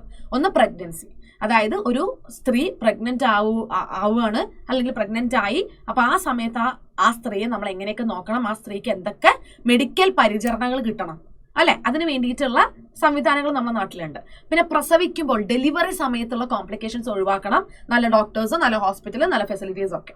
പിന്നെ സെക്ഷലി ട്രാൻസ്മിറ്റഡ് ഡിസീസസ് ഇല്ലാതാവാൻ. പിന്നെ എബോർഷന്റെ സമയത്ത് അല്ലെ, എബോർഷൻ നടത്തണമെങ്കിൽ തന്നെ നമുക്ക് കുറെ കാര്യങ്ങളൊക്കെ ശ്രദ്ധിക്കേണ്ടതായിട്ടുണ്ട്. ആൻഡ് അബോർഷന്റെ സമയത്ത് നമ്മൾ എന്താ പറയാ എന്തൊക്കെയാണ് ശ്രദ്ധിക്കേണ്ടതെന്ന് മാത്രമല്ല എന്തൊക്കെ രീതിയിലുള്ള മെഡിക്കൽ ഫെസിലിറ്റി കൊടുക്കണം. ഓക്കെ, പിന്നെ കോൺട്രാസെപ്ഷനുമായിട്ട് ബന്ധപ്പെട്ട്, അതായത് ബർത്ത് കൺട്രോൾ മെത്തേഡ്സ്. പിന്നെ മെൻസ്ട്രൽ പ്രോബ്ലംസ് അറിയാലോ, PCOD പോലെയുള്ള ഇഷ്ടംപോലെ പ്രശ്നങ്ങൾ നമ്മുടെ നാട്ടിൽ പെൺകുട്ടികൾ ഇപ്പം അനുഭവിക്കുന്നുണ്ട് അല്ലെ. അതായത് അവരെ ഓവറിൽ സിസ്റ്റ് വരിക, യൂട്രസിൽ സിസ്റ്റ് വരിക, ഇഷ്ടംപോലെ പ്രശ്നങ്ങളുണ്ടടാ. അപ്പൊ മെൻസ്ട്രൽ പ്രോബ്ലംസ് റിലേറ്റഡ് ചെയ്തിട്ട് എങ്ങനെ പ്രശ്നങ്ങൾ പരിഹരിക്കാം, അത് നമുക്ക് മെഡിക്കൽ അസിസ്റ്റൻസ് കിട്ടുന്നുണ്ട്. പിന്നെ ഇൻഫെർട്ടിലിറ്റി, അതായത് നമ്മുടെ നാട്ടിൽ ഇഷ്ടംപോലെ കപ്പിൾസിന് കുഞ്ഞുങ്ങൾ ഉണ്ടാവുന്നില്ല. ഓക്കെ, എന്തില്ല, കുഞ്ഞുങ്ങളില്ല. അവർക്ക് ഗാമീറ്റ് ഉണ്ടാക്കാൻ ആണിനോ പെണ്ണിനോ പറ്റുന്നില്ല, അല്ലെങ്കിൽ അവർക്ക് പ്രസവിക്കാൻ പറ്റുന്നില്ല, അല്ലെങ്കിൽ ഗർഭധാരണം പറ്റുന്നില്ല. ഇഷ്ടം പോലെ പ്രശ്നങ്ങളുണ്ട്. ഈ ഇൻഫെർട്ടിലിറ്റിയുമായിട്ട് ബന്ധപ്പെട്ടിട്ട് നമ്മുടെ നാട്ടിൽ ഇഷ്ടംപോലെ ഇൻഫെർട്ടിലിറ്റി ക്ലിനിക്സ് വന്നു തുടങ്ങി.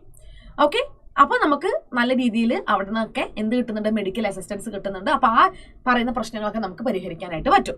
ഓക്കെ, പിന്നെ നമ്മൾ എന്തൊക്കെ ഇംപ്ലിമെന്റ് ചെയ്യും, നല്ല രീതിയിലുള്ള കുറെ സ്ട്രാറ്റജീസും കുറെ ടെക്നിക്സും ഒക്കെ ഓരോ സമയത്തിനനുസരിച്ച് നമ്മൾ ഇംപ്ലിമെന്റ് ചെയ്യുന്നുണ്ട്. എന്തിനു വേണ്ടിയിട്ടാന്ന് വെച്ചാൽ നമ്മുടെ നാട്ടിലെ ജനങ്ങളെ ശുശ്രൂഷിക്കാൻ വേണ്ടിയിട്ട്. പിന്നെ ഏറ്റവും വലിയൊരു കാര്യമാണ് അമ്നിയോസെന്റസിസ്. എപ്പോഴും എക്സാമിന് ചോദിക്കാറുള്ള ഒരു കാര്യമാണ് അമ്നിയോസെന്റസിസ്. എന്താ അമ്നിയോസെന്റസിസ് എന്ന് പറഞ്ഞാല്, അതായത് നോക്കിക്കേ, ഇതാണ് നമ്മുടെ ഒരു അമ്മ ഗർഭിണിയാന്ന് വിചാരിക്കുക. ഇതാണ് അപ്പൊ അങ്ങനെയാണെങ്കിൽ എന്തെന്ന് പറയുന്നത്, ഗർഭപാത്രം എന്ന് പറയുന്നത് യൂട്രസ്. ഈ യൂട്രസിന്റെ ഉള്ളിൽ ആരുണ്ട്, കുഞ്ഞുണ്ട് അല്ലെ. യൂട്രസിന്റെ ഉള്ള ആളുണ്ട്, കുഞ്ഞുണ്ട്. അപ്പൊ ഈ കുഞ്ഞിന്റെ ചുറ്റിലും നമുക്കറിയാം എന്തുണ്ട്, അമ്നിയോൺ എന്ന് പറയുന്ന ഒരു മെംബ്രെയിൻ ഉണ്ട്. എന്തുണ്ട്, അമ്നിയോൺ അല്ലെ. അതായത് യൂട്രസിന്റെ ഉള്ളിൽ ഒരു കുഞ്ഞുവാവ വളർന്നുകൊണ്ടിരിക്കുകയാണ്. ഓക്കെ, ആ കുഞ്ഞുവാവയുടെ ചുറ്റുമുള്ള ഒരു മെംബ്രെയിൻ ആണ് അമ്നിയോൺ. ഈ അമ്നിയോണിന്റെ ഉള്ളിൽ ഒരു ഫ്ലൂയിഡ് ഉണ്ട്. അതായത് കുഞ്ഞുവാവ കിടക്കുന്നത് ആ ഫ്ലൂയിഡിന്റെ ഉള്ളിലാണ്. ആ ഫ്ലൂയിഡിനെ വിളിക്കുന്ന പേരാണ് അമ്നിയോട്ടിക് ഫ്ലൂയിഡ്. എന്താണ് amniotic fluid? It is called as amniotic fluid. Okay, എന്താ ഞാൻ പറഞ്ഞത്? അതായത് നമ്മുടെ യൂട്രസ്, ആ യൂട്രസിന്റെ ഉള്ള ഒരു കുഞ്ഞുണ്ട്. ആ കുഞ്ഞ് വളർന്നുകൊണ്ടിരിക്കുകയാണ് അല്ലേ. കാരണം അമ്മ പ്രഗ്നന്റ് ആണല്ലോ. അപ്പോൾ ഒരു 4 മാസം 5 മാസം 6 മാസം ഒക്കെ ആവട്ടെ, കുഞ്ഞ് വളർന്നുകൊണ്ടിരിക്കുകയാണ്. കുഞ്ഞിന്റെ ചുറ്റും ഒരു മെംബ്രെയിൻ ഉണ്ട്, അമ്നിയോൺ ആണ്. ആൻഡ് ആ അമ്നിയോണിന്റെ അകത്ത്, അതായത് കുഞ്ഞിരിക്കുന്നത് ഒരു ഫ്ലൂയിഡിലാണ്, അതാണ് അമ്നിയോട്ടിക് ഫ്ലൂയിഡ്. ഓക്കെ, അപ്പൊ നമ്മൾ എന്താ ചെയ്യാന്ന് വെച്ചാൽ ഈ അമ്നിയോട്ടിക് ഫ്ലൂയിഡ് നമ്മൾ ഇഞ്ചെക്ട് ചെയ്തെടുക്കും. ഓക്കെ, ഈ അമ്നിയോട്ടിക് ഫ്ലൂയിഡ് നമ്മൾ കുത്തിവെച്ച് പുറത്തേക്ക് എടുക്കും. കാരണം എന്താ, ഈ അമ്നിയോട്ടിക് ഫ്ലൂയിഡില് കുഞ്ഞിന്റെ ഫീറ്റൽ സെൽസ് ഉണ്ട്. അതായത് കുഞ്ഞിന്റെ സെൽസ് ഉണ്ട്. ഓക്കെ, കുഞ്ഞിന്റെ ഫീറ്റൽ സെൽസ് എവിടെയുണ്ട്? ഈ അമ്നിയോട്ടിക് ഫ്ലൂയിഡിലുണ്ട്. Okay, yes. ആൻഡ് നമുക്ക് എന്ത് ചെയ്യാൻ പറ്റും? എടാ ഒരു സെക്കൻഡേ, ഇതെന്താണ് എന്റെ കാലെന്തോ കുടുങ്ങിപ്പോയി. Yes okay. അപ്പൊ അമ്നിയോട്ടിക് ഫ്ലൂയിഡിൽ ഫീറ്റൽ സെൽസ് ഉണ്ട്. അപ്പൊ ഫീറ്റൽ സെൽസ് എന്ന് പറയുമ്പോൾ നമുക്കറിയാം ആ സെല്ലിൽ ക്രോമസോംസ് ഉണ്ടാകും. ആ ക്രോമസോമിന്റെ പാറ്റേൺ യൂസ് ചെയ്യുമ്പോൾ, അല്ലെങ്കിൽ ആ ക്രോമസോമൽ പാറ്റേൺ നമ്മൾ മനസ്സിലാക്കി കഴിഞ്ഞാൽ എന്തൊക്കെ നമുക്ക് അതിലൂടെ അറിയാൻ പറ്റും? കുഞ്ഞിന്റെ സെക്സ് നമുക്ക് ഡിറ്റർമൈൻ ചെയ്യാൻ പറ്റും. കുഞ്ഞാണാണോ പെണ്ണാണോ എന്ന് തിരിച്ചറിയാൻ പറ്റും. അതേപോലെ തന്നെ ഈ കുട്ടിക്ക്, ഈ വളർന്നു വരുന്ന കുഞ്ഞിന് എന്തെങ്കിലും ജെനറ്റിക് ഡിസോർഡർ ഉണ്ടെങ്കിൽ അതും നമുക്ക് കണ്ടുപിടിക്കാൻ പറ്റും. ഓക്കെ, അതിന് വേണ്ടിയിട്ടാണ് അമ്നിയോട്ടിക് ഫ്ലൂയിഡിലുള്ള ഫീറ്റൽ സെൽസ് നമ്മൾ പോയി പരിശോധിച്ചതും ക്രോമസോമൽ പാറ്റേൺ മനസ്സിലാക്കിയതും. എന്തിനു വേണ്ടിയിട്ടാണ്? സെക്സ് ഡിറ്റർമൈൻ ചെയ്യാനും ജെനറ്റിക് ഡിസോർഡർ എന്തെങ്കിലും ഉണ്ടോ എന്ന് അറിയാൻ വേണ്ടിയിട്ടും. ഓക്കെ, അപ്പൊ പണ്ടൊക്കെ അമ്നിയോസെന്റസിസ് നമ്മുടെ നാട്ടിൽ നന്നായിട്ട് നടന്നിട്ടുണ്ട്. നമുക്ക് ജനിക്കുന്നതിന്റെ മുന്നേ തന്നെ ജനിക്കാൻ പോകുന്ന കുഞ്ഞാണാണോ പെണ്ണാണോ എന്ന് സെക്സ് ഡിറ്റർമൈൻ ചെയ്യാൻ പറ്റുമായിരുന്നു. ഓക്കെ, പക്ഷേ ഇപ്പൊ അത് നമ്മൾ ലീഗലി ബാൻ ചെയ്തു. അതായത് അമ്നിയോസെന്റസിസ് എന്ന് പറയുന്ന ഈ ഒരു പ്രൊസീജിയർ നമ്മൾ അങ്ങോട്ട് നിർത്തി വെച്ചിട്ടുണ്ട്. ഗവൺമെന്റ് തന്നെ പറഞ്ഞു പറ്റില്ല. കാരണം ജനങ്ങള് ഇത് നോക്കും, എന്താ അമ്നിയോസെന്റസിസ് വഴി കുഞ്ഞിന്റെ സെക്സ് ഡിറ്റർമൈൻ ചെയ്യും.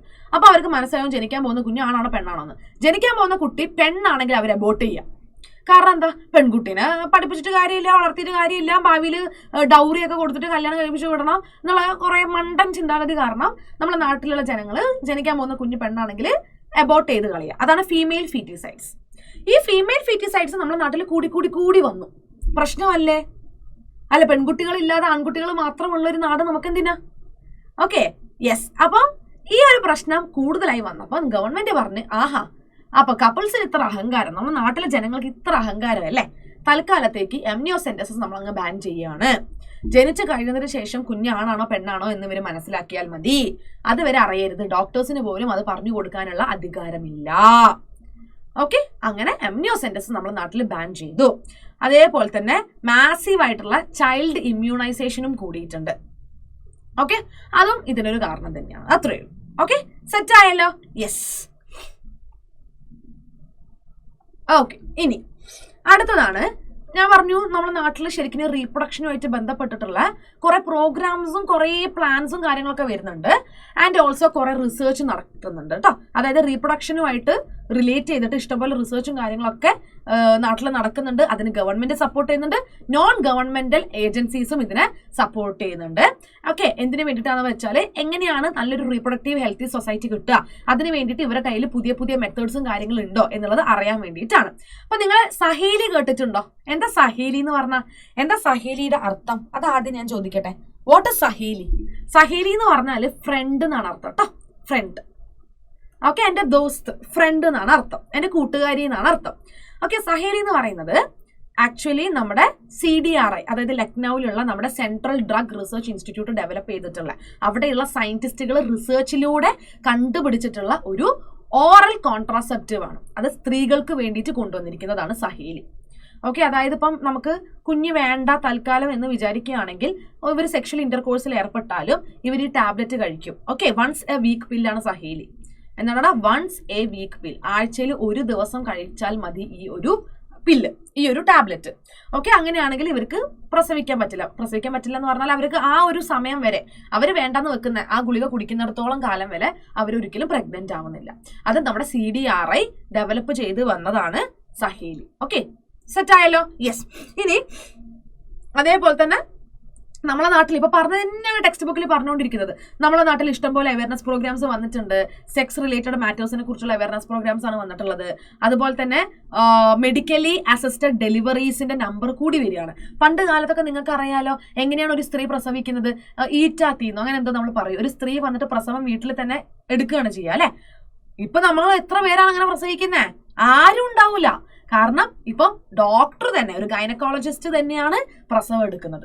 ഓക്കെ, അതുപോലെ തന്നെ പ്രസവിച്ചതിന് ശേഷം കുഞ്ഞിനെയും അമ്മേനെയും നല്ല രീതിയിൽ നോക്കാനുള്ള രീതിയിലുള്ള മെഡിക്കൽ അസിസ്റ്റൻസും നമ്മളെ നാട്ടിൽ ഇപ്പോൾ ഉണ്ട് കേട്ടോ. ഓക്കെ, അപ്പൊ ഇതൊക്കെ വന്നു കഴിഞ്ഞുള്ള ഏറ്റവും വലിയ ഉപകാരം എന്ന് പറയുന്നത് ഇൻഫന്റ് മോർട്ടാലിറ്റി റേറ്റ്, അതായത് പ്രസവിച്ച ശേഷമുള്ള കുട്ടി പെട്ടെന്ന് മരണപ്പെടുന്നു നമ്മളെ നാട്ടിൽ, അത് നന്നായിട്ട് കുറഞ്ഞിട്ടുണ്ട്. പിന്നെന്താണ്, അതേപോലെ സ്മോൾ ഫാമിലി മെയിൻറ്റെയിൻ ചെയ്യുന്ന കപ്പിൾസിന്റെ എണ്ണം കൂടി. സ്മോൾ ഫാമിലി എന്ന് പറഞ്ഞാൽ ഇത് തന്നെയാണടാ, അതായത് അച്ഛനുണ്ടാകും, പിന്നെ അമ്മയുണ്ടാകും, 2 കുട്ടികളുണ്ടാകും. അങ്ങനെ സ്മോൾ ഫാമിലീസ് നമ്മുടെ നാട്ടിൽ കൂടി വന്നിട്ടുണ്ട്. പിന്നെ നമുക്ക് നല്ല രീതിയിൽ പെട്ടെന്ന് തന്നെ STDസിനെ ഡയഗ്നോസ് ചെയ്യാനും അതിന് വേണ്ടിയിട്ടുള്ള ട്രീറ്റ്മെന്റ് കൊടുക്കാൻ പറ്റിയിട്ടുണ്ട്. അപ്പൊ അങ്ങനെ ഓവറോൾ എല്ലാ രീതിയിലും നമ്മൾ ഈ സെക്സ് റിലേറ്റഡ് പ്രോബ്ലംസിനെ ചെറുക്കാനായിട്ടുള്ള മെഡിക്കൽ ഫെസിലിറ്റീസ് നമ്മുടെ നാട്ടിൽ കൊണ്ടുവന്നിട്ടുണ്ട് കേട്ടോ. ഇതെല്ലാം നമ്മുടെ റീപ്രൊഡക്റ്റീവ് ഹെൽത്തി സൊസൈറ്റിക്ക് വേണ്ടിയിട്ടുള്ളതാണ്. Okay, yes. അപ്പൊ ഇത്രയുമാണ് നമ്മുടെ ഇൻട്രൊഡക്ഷനിൽ ടെക്സ്റ്റ് ബുക്കിൽ കൊടുത്തിരിക്കുന്നത്. ഇനി ഒരു കാര്യം കൂടി പറഞ്ഞതിന് ശേഷം നമുക്ക് ബർത്ത് കൺട്രോൾ മെഷേഴ്സിലേക്ക് പോവാം കേട്ടോ. Population explosion and birth control. Okay, എന്തിനു വേണ്ടിയിട്ടാണ് നമ്മൾ ബർത്ത് കൺട്രോൾ മെത്തേഡ്സ് കൊണ്ടുവരുന്നത്? ബർത്ത് കൺട്രോൾ മെത്തേഡ്സിന്റെ മറ്റൊരു പേരാണ് കോൺട്രാസെപ്ഷൻ. ഓക്കെ, ബർത്ത് കൺട്രോൾ മെത്തേഡ്സിന്റെ മറ്റൊരു പേരാണ് കോൺട്രാസെപ്ഷൻ. യെസ്. എന്തുകൊണ്ട്, എന്തിനു വേണ്ടിയിട്ടായിരിക്കും നിങ്ങൾ എന്നെ ചിന്തിച്ചു നോക്കിക്കേ. പോപ്പുലേഷൻ എക്സ്പ്ലോഷൻ അല്ലാതെ വേറെ എന്താ നമുക്ക് ഇതിന് പറയാനുള്ളത് അല്ലെ? അതായത് നമ്മൾ ലാസ്റ്റത്തെ സെഞ്ചുറി ഒക്കെ എടുത്ത് നോക്കുകയാണെങ്കിൽ, അതായത് നമ്മുടെ ജനങ്ങളുടെ ലൈഫിന്റെ ക്വാളിറ്റി നന്നായിട്ട് കൂടിയിട്ടുണ്ട് അല്ലെ. പണ്ട് കാലത്തെ നമ്മുടെ ഇപ്പം അച്ഛൻ്റെ അച്ഛൻ അവരൊക്കെ ജീവിച്ചിരുന്ന ഒരു ലൈഫല്ല നമുക്കുള്ളത്. നമുക്ക് കുറച്ചും കൂടി ബെറ്റർ ലൈഫ് ഉണ്ട്, ബെറ്റർ ഫെസിലിറ്റീസ് ഉണ്ട്, ബെറ്റർ ക്വാളിറ്റി ഉണ്ട് അല്ലെ. ഓക്കെ, ആൻഡ് ഹെൽത്ത് ഫെസിലിറ്റീസ് ഒക്കെ നമ്മുടെ നാട്ടിൽ നന്നായിട്ട് കൂടിയിട്ടുണ്ട്. ഒന്ന്, നമ്മളെ ലിവിങ് കണ്ടീഷൻ കൂടി, അതായത് നമ്മളെ ദാരിദ്ര്യം കഷ്ടപ്പാടൊക്കെ കുറച്ചും കൂടി ബെറ്റർ ലിവിങ് കണ്ടീഷൻ നമുക്ക് കിട്ടുന്നുണ്ട്. ബെറ്റർ ഹെൽത്ത് ഫെസിലിറ്റീസും കാര്യങ്ങളൊക്കെ കിട്ടിയിട്ടുണ്ട്. പണ്ട് കാലത്തൊക്കെ ഒരു ചികിത്സയും കിട്ടാതെ പല രോഗങ്ങൾ വന്ന് മരണപ്പെട്ട ആൾക്കാർ നമ്മുടെ നാട്ടിൽ കൂടുതലായിരുന്നു. സ്ത്രീകൾ കൂടുതലായിരുന്നു, കുഞ്ഞുങ്ങൾ കൂടുതലായിരുന്നു, എല്ലാവരും കൂടുതലായിരുന്നു. പക്ഷെ ഇപ്പൊ അതൊന്നും ഇല്ല. Okay, yes. അപ്പം ശരിക്കും പറഞ്ഞാൽ നല്ലൊരു ബെറ്റർ ഹെൽത്ത് ഫെസിലിറ്റിയും ബെറ്റർ ലിവിങ് കണ്ടീഷനും ബെറ്റർ ലൈഫ് ക്വാളിറ്റി ഒക്കെ കിട്ടിയപ്പോൾ പോപ്പുലേഷൻ എക്സ്പ്ലോഷൻ കൂടെ തന്നെ ഉണ്ടായിട്ടുണ്ട്. അതായത് ജനസംഖ്യ കൂടി. ഓക്കെ, നമ്മളെ വേൾഡിന്റെ മൊത്തം പോപ്പുലേഷൻ ഏകദേശം 2 ബില്യൺ, അതായത് 2000 മില്യന്റെ അടുത്തുണ്ട്. Okay, yes. ആൻഡ് അത് 1900-ന്റെ കാര്യമാണ് പറയുന്നത്. 2000 എത്തിയപ്പോഴേക്ക് അത് 6 ബില്യൺ ആയി. ആൻഡ് നമുക്കറിയാം നമ്മളെ ഇന്ത്യയുടെ പോപ്പുലേഷൻ എന്ന് പറയുന്നത് വളരെ കൂടുതലാണ്. 350 മില്യന്റെ അടുത്താണ് നമ്മുടെ ഇന്ത്യയുടെ പോപ്പുലേഷൻ വരുന്നത്. ഓക്കെ, ശരിക്കും പറഞ്ഞാൽ ഇൻഡിപെൻഡൻസിന്റെ സമയത്ത് അത്ര ഉണ്ടായിരുന്നെങ്കിൽ ഇപ്പൊ നമ്മൾ നോക്കുമ്പോഴേക്ക് അത് ബില്യണിലേക്കൊക്കെ എത്തിയിട്ടുണ്ട് കേട്ടോ. അപ്പൊ ഇവിടെ പറയുന്നത് എന്താണെന്ന് വെച്ചാൽ നമ്മൾ 2000 ഇയർ എത്തിയപ്പോൾ തന്നെ 2000 എന്ന് പറയുന്ന ഒരു വർഷം, ആ സമയം എത്തിയപ്പോൾ തന്നെ ബില്യണിലേക്കൊക്കെ എത്തിയിട്ടുണ്ട്. പിന്നെ ഇപ്പൊ നിങ്ങൾക്കറിയാം ലോകത്തിൽ വെച്ചിട്ട് ഏറ്റവും പോപ്പുലേറ്റ് ആയിട്ടുള്ള ഒരു കൺട്രി നമ്മുടെ ഇന്ത്യയാണ്. ഫസ്റ്റ് നമ്മുടെ ഇന്ത്യയാണ്. ആൻഡ് ഇപ്പൊ നമുക്ക് എന്തായാലും എത്രയോ ബില്യൺ ഉണ്ട് അല്ലെ. യെസ്, ഇത് മെയ് 2000-ന്റെ കാര്യം പറയുന്നത്. ഇപ്പൊ നമ്മൾ നിൽക്കുന്നത് 2024-ലാണ്. അപ്പൊ നിങ്ങൾക്ക് ഊഹിക്കാൻ എത്രത്തോളമാണ് നമ്മുടെ പോപ്പുലേഷൻ എക്സ്പ്ലോഷൻ എന്ന് പറയുന്നത്. യെസ്. ആൻഡ് നമ്മളെ ലോകത്തിൽ ഓരോ 6 ആൾക്കാരും എടുത്ത് നോക്കിയാൽ ഒരാൾ ഇന്ത്യൻ ആയിരിക്കും. ഓരോ 6 ആൾക്കാരിലും ഒരാൾ ആരാന്ന് പറയുന്നത് ഇന്ത്യക്കാരനാണെന്നാണ് പറയുന്നത്. അപ്പൊ ഇന്ത്യയുടെ പോപ്പുലേഷൻ അത്രയും കൂടുതലാണ്. യെസ്. ആൻഡ് പെട്ടെന്ന് തന്നെ ഡെത്ത് റേറ്റ് അങ്ങ് കുറഞ്ഞിട്ടുണ്ട്. ഡെത്ത് റേറ്റ് നന്നായിട്ട് കുറഞ്ഞിട്ടുണ്ട്. പിന്നെ മെറ്റേണൽ മോർട്ടാലിറ്റി റേറ്റ് നന്നായിട്ട് കുറഞ്ഞിട്ടുണ്ട്, MMR കുറഞ്ഞിട്ടുണ്ട്. പിന്നെ ഇൻഫന്റ് മോർട്ടാലിറ്റി റേറ്റ് IMR നന്നായിട്ട് കുറഞ്ഞിട്ടുണ്ട്. അപ്പൊ ഇതെല്ലാം എന്തിനാ കാണിക്കുന്നത്? നമ്മളെ പോപ്പുലേഷൻ എക്സ്പ്ലോഷനെയാണ് കാണിക്കുന്നത്. Okay, yes. And also reproducible ഏജിലുള്ള ആൾക്കാരുടെ എണ്ണം കൂടി. അതായത് ലൈക്ക് സെക്ഷൽ ഇന്റർകോഴ്സിൽ ഹെൽത്തി ആയിട്ട് ഏർപ്പെടാനും പ്രസവിക്കാനും കുഞ്ഞിനെ ബെയർ ചെയ്യാനും ഒക്കെ പറ്റുന്ന രീതിയിലുള്ള കപ്പിൾസ് അല്ലെ. അപ്പൊ അങ്ങനെയുള്ള കപ്പിൾസിന്റെ എണ്ണം നമ്മുടെ നാട്ടിൽ ഇഷ്ടം പോലെ കൂടിയിട്ടുണ്ട്. യെസ്. ഇനി നോക്കിക്കേ, RCH പ്രോഗ്രാമിലൂടെ നമുക്ക് ശരിക്കും എന്ത് ചെയ്യാൻ പറ്റിയിട്ടുണ്ട്? ഈ പോപ്പുലേഷൻ ഗ്രോത്ത് റേറ്റ് ഒന്ന് കുറച്ച് കൊണ്ടുവരാനായിട്ട് പറ്റിയിട്ടുണ്ട്. അതായത് പോപ്പുലേഷൻ ഗ്രോത്ത് നമ്മളെ കൈവിട്ട കളിയായിരുന്നു. പക്ഷെ reproductive and child health care programme കൊണ്ടുവന്നതോടുകൂടി ഈ കൈവിട്ട കളിക്ക് ഒരു സമാധാനം വന്നിട്ടുണ്ട്. നമുക്ക് നമ്മുടെ കയ്യിൽ ഒതുങ്ങുന്ന രീതിയിലേക്ക് പോപ്പുലേഷൻ ഗ്രോത്ത് കൊണ്ടുവരാനായിട്ട് പറ്റിയിട്ടുണ്ട് കേട്ടോ. 2001 സെൻസസ് റിപ്പോർട്ട് പ്രകാരം 1.7% നമുക്ക് പോപ്പുലേഷൻ ഗ്രോത്ത് റേറ്റ് കാണിച്ചിട്ടുണ്ടായിരുന്നു കേട്ടോ. യെസ്, ശരിക്കും 33 വർഷം കൊണ്ട് അവരെന്താ അന്ന് പറഞ്ഞിരുന്നതെന്ന് വെച്ചാൽ ഈ ഒരു പോപ്പുലേഷൻ റേറ്റ് ഡബിൾ ആവുന്ന പറഞ്ഞിരിക്കുന്നത് കേട്ടോ. ഡബിൾ ആയിട്ടുണ്ടല്ലോ അല്ലെ, 2001 സെൻസസ് റിപ്പോർട്ടാണ് ഇങ്ങനെ പറയുന്നത്. 2024 എത്തി, അപ്പൊ എന്തായാലും ഡബിൾ ആയിട്ടുണ്ട്. കാരണം 33 വർഷത്തിൽ കൊണ്ട് ഡബിൾ ആവുന്നതാണ് അവർ പറഞ്ഞിട്ടുള്ളത്. Okay, yes. അപ്പം ഈ ഒരു പോപ്പുലേഷൻ എക്സ്പ്ലോഷൻ ഉണ്ടാവുകയാണെങ്കിൽ, അതായത് പോപ്പുലേഷൻ നമ്മളെ നാട്ടിൽ കൂടുതലാണെങ്കിൽ, ഗ്രോത്ത് റേറ്റ് കൂടുതലാണെന്നുണ്ടെങ്കിൽ എന്തൊക്കെ പ്രശ്നങ്ങളാണ് ഉണ്ടാവുക? ഒന്ന്, ബേസിക് റിക്വയർമെന്റ്സ് ഒക്കെ കുറയും. അതായത് ഫുഡ്, ഷെൽട്ടർ, താമസിക്കാൻ സ്ഥലം, ഉടുക്കാൻ വസ്ത്രം, ക്ലോത്തിങ്, ഇതെല്ലാം കുറയും. കാരണം 10 പേർക്കുള്ള ഫെസിലിറ്റീസ് ഉണ്ടാവും, പക്ഷെ 100 ആൾക്കാരുണ്ട്. അപ്പം 90 പേര് ഇതൊന്നും കിട്ടാതെ അലയും അല്ലെ. അപ്പം ആ 90 പേര് ഇല്ലാതായി പോകുന്ന അവസ്ഥയിലേക്ക് വരെ എത്തും. അതാണ് പോപ്പുലേഷൻ എക്സ്പ്ലോഷന്റെ ഏറ്റവും വലിയ പ്രശ്നം.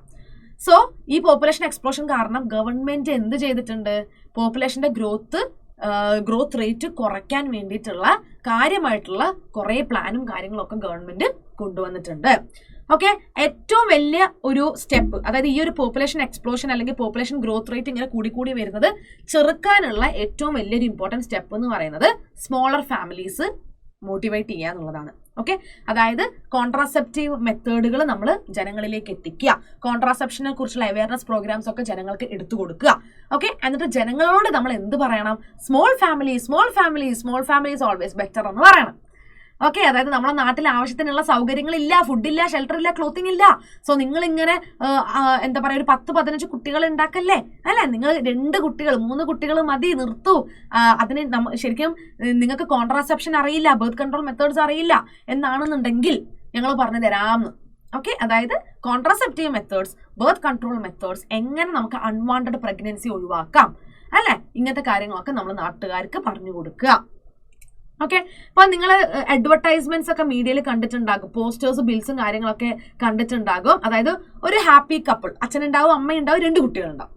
അങ്ങനെ ഒരു സ്ലോഗനം നമ്മൾ ഗവൺമെന്റ് ഇറക്കിയിട്ടുണ്ട്, എന്താ? ഹംദോ ഹമാരേദോ, വി ടു അവർ ടു. അതായത് വി ടു എന്ന് പറഞ്ഞാൽ ഫാദർ മദർ, ഹമാരി ടു എന്ന് പറഞ്ഞാൽ എന്താ? നമുക്ക് 2 പേര്, 2 കുട്ടികൾ.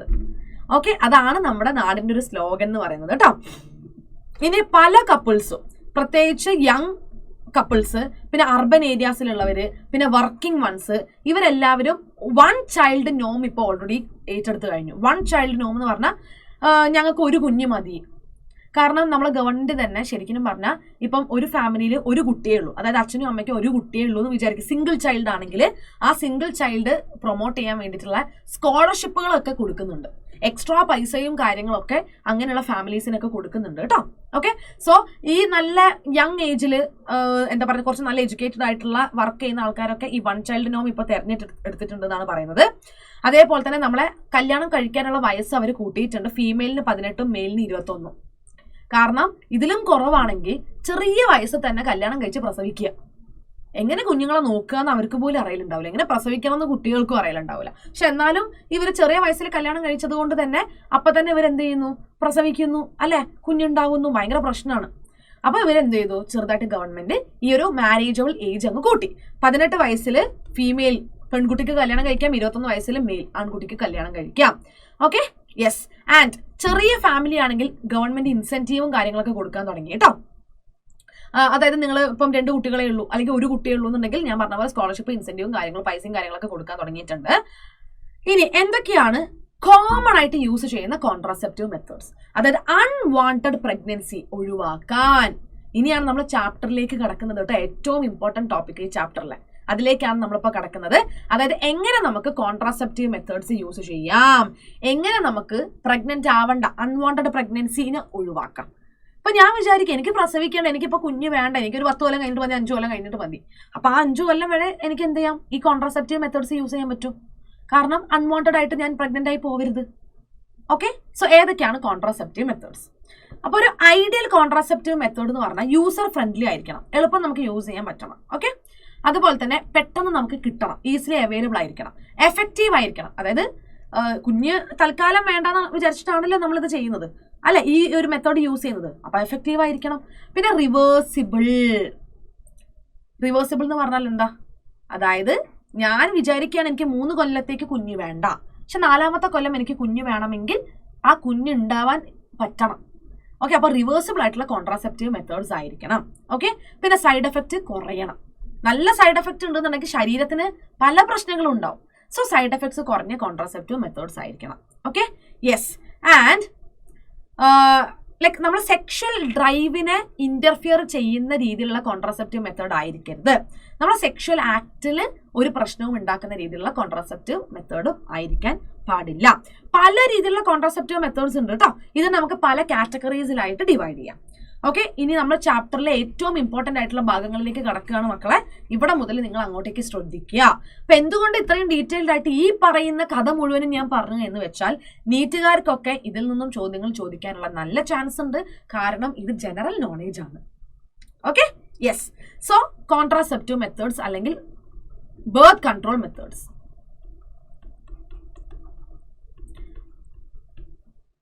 അപ്പൊ കോൺട്രാസെപ്റ്റീവ് മെത്തേഡ്സിന്റെ ഏറ്റവും വലിയ എയിം എന്ന് പറഞ്ഞാൽ ഒന്ന് അൺവാണ്ടഡ് പ്രഗ്നൻസി ഒഴിവാക്കുക, അല്ലെ? എന്താണ് അൺവാണ്ടഡ് പ്രഗ്നൻസി ഒഴിവാക്കുക. 2, സെക്ഷലി ട്രാൻസ്മിറ്റഡ് ഇൻഫെക്ഷൻസ് ഇല്ലാതിരിക്കുക. അതായത് സെക്ഷൽ പ്രാക്ടീസിലൂടെ ഒരു പാർട്ട്ണറിൽ നിന്ന് മറ്റൊരു പാർട്ട്ണറിലേക്ക് പടരുന്ന രോഗങ്ങളാണ് നമ്മുടെ STIs അല്ലെങ്കിൽ STD, sexually transmitted diseases or sexually transmitted infections. അപ്പം ഈ 2 കാര്യങ്ങളും ചെറുക്കാൻ വേണ്ടിയിട്ടാണ് നമ്മൾ കോൺട്രാസെപ്റ്റീവ് മെത്തേഡ്സ് യൂസ് ചെയ്യുന്നത്. ആൻഡ് ഇവിടുത്തെ ഏറ്റവും വലിയ എയിം എന്ന് പറഞ്ഞാൽ നമുക്കറിയാം, സ്പേമും ഓവവും മീറ്റ് ചെയ്താൽ മാത്രമേ ആരുണ്ടാവുന്നുള്ളൂ, ഒരു കുട്ടി ഉണ്ടാവുന്നുള്ളൂ. അപ്പൊ സ്പേമും ഓവവും മീറ്റ് ചെയ്യാൻ പാടില്ല, അല്ല അവരെ തമ്മിൽ ഒന്നിപ്പിക്കാൻ വിടാൻ പാടില്ല. അതാണ് നമ്മുടെ ഇവിടുത്തെ എയിം എന്ന് പറയുന്നത് കേട്ടോ. അപ്പൊ പല കാറ്റഗറീസിലായിട്ട് നമുക്ക് കോൺട്രാസെപ്റ്റീവ് മെത്തേഡ്സിനെ ഡിവൈഡ് ചെയ്യാം. ഒന്നാണ് നാച്ചുറൽ അല്ലെങ്കിൽ ട്രഡീഷണൽ മെത്തേഡ്. എന്താണ് നാച്ചുറൽ അല്ലെങ്കിൽ ട്രഡീഷണൽ മെത്തേഡ്? രണ്ടാമത്തത് ബാരിയർ മെത്തേഡ്. രണ്ടാമത്തത് എന്താണടാ? Barrier method. മൂന്നാമത്തത് ഇൻട്രാ യൂട്രൈൻ ഡിവൈസസ്, IUDs. എന്താണ് ഇൻട്രാ യൂട്രൈൻ ഡിവൈസസ്? നാലാമത്തത് ഓറൽ കോൺട്രാസെപ്റ്റീവ് മെത്തേഡ്സ്. ഓക്കെ, അഞ്ചാമത്തതാണ് ഇൻജെക്റ്റബിൾസും ഇംപ്ലാന്റ്സും. എന്താണ് ഇൻജെക്റ്റബിൾസും ഇംപ്ലാന്റ്സും. ആറാമത്തത് സർജിക്കൽ മെത്തേഡ്. ആറാമത്തത് എന്താണ്? Surgical method.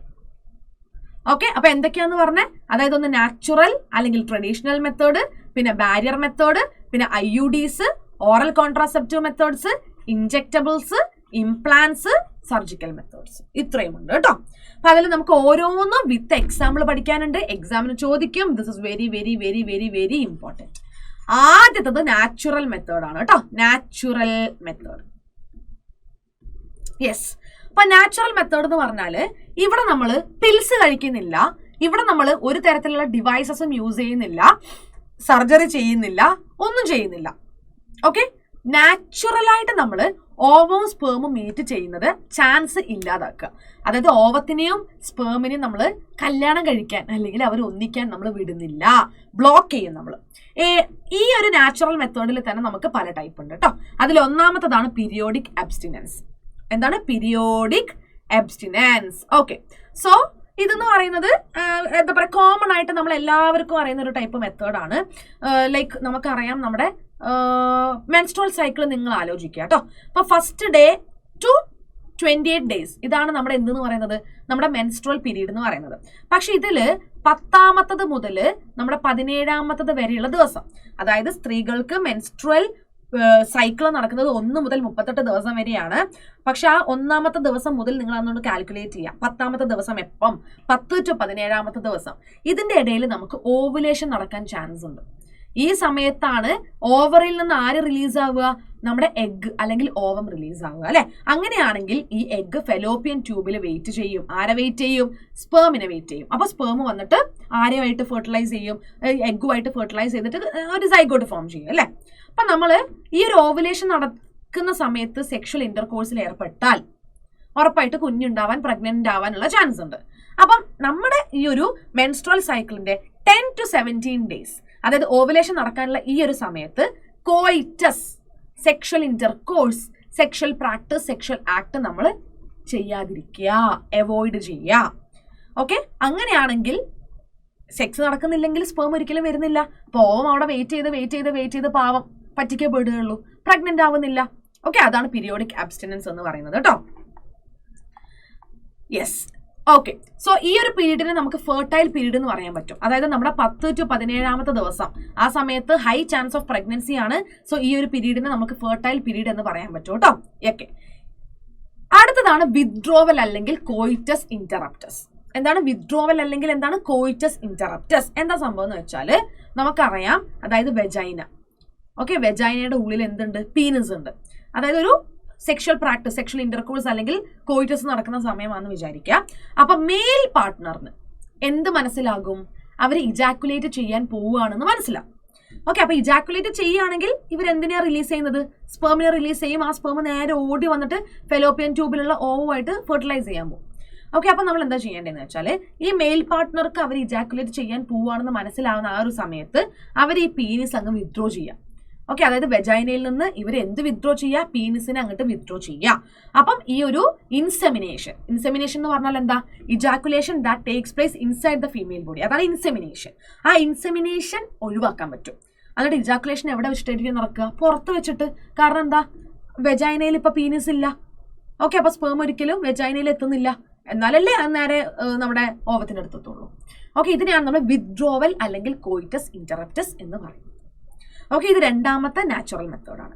അടുത്ത നാച്ചുറൽ മെത്തേഡാണ് ലാക്ടേഷണൽ അമിനോറിയ. എന്താ ലാക്ടേഷണൽ അമിനോറിയ എന്ന് പറഞ്ഞാൽ? അതായത് ഇപ്പം ഒരു സ്ത്രീ പ്രസവിച്ചു കഴിഞ്ഞു എന്ന് വിചാരിക്കുക. പ്രസവിച്ചു കഴിഞ്ഞ 6 മാസത്തേക്ക്, അതായത് ഡെലിവറിക്ക് ശേഷം 6 മാസത്തേക്ക് സ്ട്രോങ് ആയിട്ട് മദർ ബ്രസ്റ്റ് ഫീഡ് ചെയ്യുന്ന സമയം, അതായത് കുഞ്ഞിന് നല്ല രീതിയിൽ മുലപ്പാൽ ഊട്ടുന്ന സമയമാണ്. ആ സമയത്ത് സ്ത്രീയുടെ ശരീരത്തിൽ എന്ത് നടക്കുന്നില്ല? ഓവുലേഷൻ നടക്കുന്നില്ല. ഓക്കെ, മെൻസ്ട്രൽ സൈക്കിൾ നടക്കുന്നില്ല. കാരണം അത് എന്താണ്? നല്ല രീതിയിൽ ലാക്ടേഷൻ, അതായത് ബ്രസ്റ്റ് ഫീഡിങ് നടക്കുന്ന സമയമാണ്. ഓക്കെ, ആ സമയത്ത് ആ ഒരു 6 മാസക്കാലത്ത് ഇവർക്ക് സേഫ് സെക്ഷൽ പ്രാക്ടീസിൽ ഏർപ്പെടുന്നതിൽ പ്രശ്നമില്ല. ഓക്കെ, അതായത് ആ സമയം എന്ന് പറയുമ്പോൾ ശരിക്കും പറഞ്ഞാൽ നല്ല രീതിയിൽ ഇവർക്ക് എന്ത് ചെയ്യാൻ പറ്റുന്നുണ്ട്? സെക്സിൽ ഏർപ്പെടാനായിട്ട് പറ്റുന്നുണ്ട്. കാരണം ഓവുലേഷൻ നടക്കുന്നില്ലെങ്കിൽ ഓവ ഉണ്ടാവുന്നില്ലല്ലോ. അപ്പൊ സെക്സ് നടക്കുകയാണെങ്കിൽ തന്നെ സ്പേം വരുന്നില്ല. ലൈക്ക് സ്പേം വന്നാലും ഓവത്തിനെ ഫെർട്ടിലൈസ് ചെയ്യാൻ പറ്റുന്നില്ല. സെറ്റ് ആയല്ലോ? യെസ്. ഓക്കെ, അപ്പം ഈ ഒരു പീരീഡ് എന്ന് പറയുന്നത് എന്താ പറയാ, നല്ല എഫക്റ്റീവ് പീരീഡ് എന്നാണ് പറയുന്നത് four safe sex practice. Okay, നമ്മുടെ ഈ ഒരു നാച്ചുറൽ മെത്തേഡിൽ മെഡിസിൻസും ഡിവൈസും കാര്യങ്ങളും ഒന്നും നമ്മൾ യൂസ് ചെയ്യാത്തത് കൊണ്ട് തന്നെ സൈഡ് എഫക്റ്റുകൾ 0 ആണ്. അതായത് ഒരു സൈഡ് എഫക്ട് പോലും നമുക്കിവിടെ പറയാൻ പറ്റൂല. കാരണം നാച്ചുറൽ ട്രഡീഷണൽ മെത്തേഡ് അല്ലേ. So there is no side effects. പക്ഷെ എന്താന്ന് വെച്ചാൽ ഫെയിൽ ആവാനുള്ള ചാൻസ് കൂടുതലാണ്. കാരണം ഇപ്പം നമുക്കറിയാം, ഇജാക്കുലേഷൻ എന്ന് പറയുമ്പം പെട്ടെന്ന് 1 ഡ്രോപ്പ് നടന്നിട്ടുണ്ടെങ്കിൽ തന്നെ, അതായത് ഇൻസെമിനേഷന്റെ സമയത്ത് ഒരു ഡ്രോപ്പ് എങ്കിലും സീമൻ നമ്മുടെ ഫീമെയിൽ റീപ്രൊഡക്റ്റീവ് ട്രാക്റ്റിൽ എത്തിയിട്ടുണ്ടെങ്കിൽ, അതിൽ നല്ല ആക്റ്റീവ് സ്പേംസ് ഉണ്ടെങ്കിൽ ആ സ്പേം ഓടിച്ചെന്ന് നമ്മളെ ഓവത്തിനെ ഫെർട്ടിലൈസ് ചെയ്യും, പ്രഗ്നന്റ് ആവാനുള്ള ചാൻസ് ഉണ്ട്. ഓക്കെ, അതുകൊണ്ട് സേഫ് ആണെന്ന് അത് പറയാൻ പറ്റില്ല. പിന്നെ ഈ ഓവുലേഷൻ എന്ന് പറയുമ്പോൾ 10 to 17 ദിവസത്തിന്റെ ഉള്ളിൽ തന്നെ നിർബന്ധമായും നിൽക്കും എന്ന് നമുക്ക് പറയാൻ പറ്റില്ല. നമ്മളെ മെൻസ്ട്രൽ പീരീഡ് എപ്പോഴും ഇങ്ങനെ തെറ്റിക്കൊണ്ടേ ഇരിക്കാൻ ചാൻസ് ഉണ്ട് അല്ലെ. അപ്പൊ അങ്ങനെയുള്ള ആൾക്കാർക്കൊക്കെ ഇത് സേഫ് മെത്തേഡ് ആണ് എന്ന് പറയാൻ പറ്റില്ല കേട്ടോ. അപ്പൊ ഇതാണ് നാച്ചുറൽ മെത്തേഡ്. അപ്പൊ നാച്ചുറൽ മെത്തേഡിൽ നമ്മൾ എന്തൊക്കെ പറഞ്ഞു? ഫസ്റ്റതാണ് പീരിയോഡിക് അബ്സ്റ്റിനൻസ്, രണ്ടാമത്തതാണ് വിത്ഡ്രോവൽ അല്ലെങ്കിൽ കോയിറ്റസ് ഇന്ററപ്റ്റസ്, ആൻഡ് മൂന്നാമത്തതാണ് ലാക്ടേഷണൽ അമിനോറിയ. ഓക്കെ, അടുത്തതാണ് ബാരിയർ മെത്തേഡ്. അപ്പൊ ബാരിയർ മെത്തേഡ് എന്ന് പറഞ്ഞാല് ഓവവും സ്പേമും മീറ്റ് ചെയ്യുന്നു അല്ലെ. ആ മീറ്റിങ്ങിനെ നമ്മൾ പ്രിവെന്റ് ചെയ്യും. അതായത് ഇങ്ങനെ സ്പേം ഓടി വരും, ഓവം എവിടെയുണ്ട്, ഈ ഓവത്തിനായിട്ട് സ്പേം ഇങ്ങനെ മീറ്റ് ചെയ്യാനുള്ള തയ്യാറെടുപ്പിലാണ്. അവിടെ നമ്മളൊരു മതിൽ അങ്ങ് പണിയും. അപ്പൊ സ്പേമിന് ഓവത്തിന്റെ അടുത്തേക്ക് എത്താൻ പറ്റില്ല. അപ്പൊ അവരുടെ ആ ഒരു ഫിസിക്കൽ മീറ്റിങ്ങിനെ പ്രിവെന്റ് ചെയ്യുക എന്ത് യൂസ് ചെയ്തിട്ട്? ബാരിയേഴ്സ് യൂസ് ചെയ്തിട്ട്. ഓക്കെ, അതാണ് ബാരിയർ മെത്തേഡ്.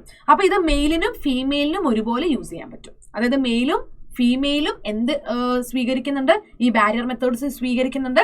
ഇതിൽ ഏറ്റവും വലിയ എക്സാമ്പിൾ ആണ് കോണ്ടംസ്. Okay, condoms. അപ്പൊ കോണ്ടംസ് തന്നെ മെയിൽ കോണ്ടംസും ഉണ്ട്, ഫീമെയിൽ കോണ്ടംസും ഉണ്ട് കേട്ടോ. മെയിൽ കോണ്ടംസും ഉണ്ട്, ഫീമെയിൽ കോണ്ടംസും ഉണ്ട്. ഫീമെയിൽ കോണ്ടംസിന് എനിക്ക് തോന്നുന്നു ഫെമിഡോംസ് എന്തോ ആണ് പറയുക.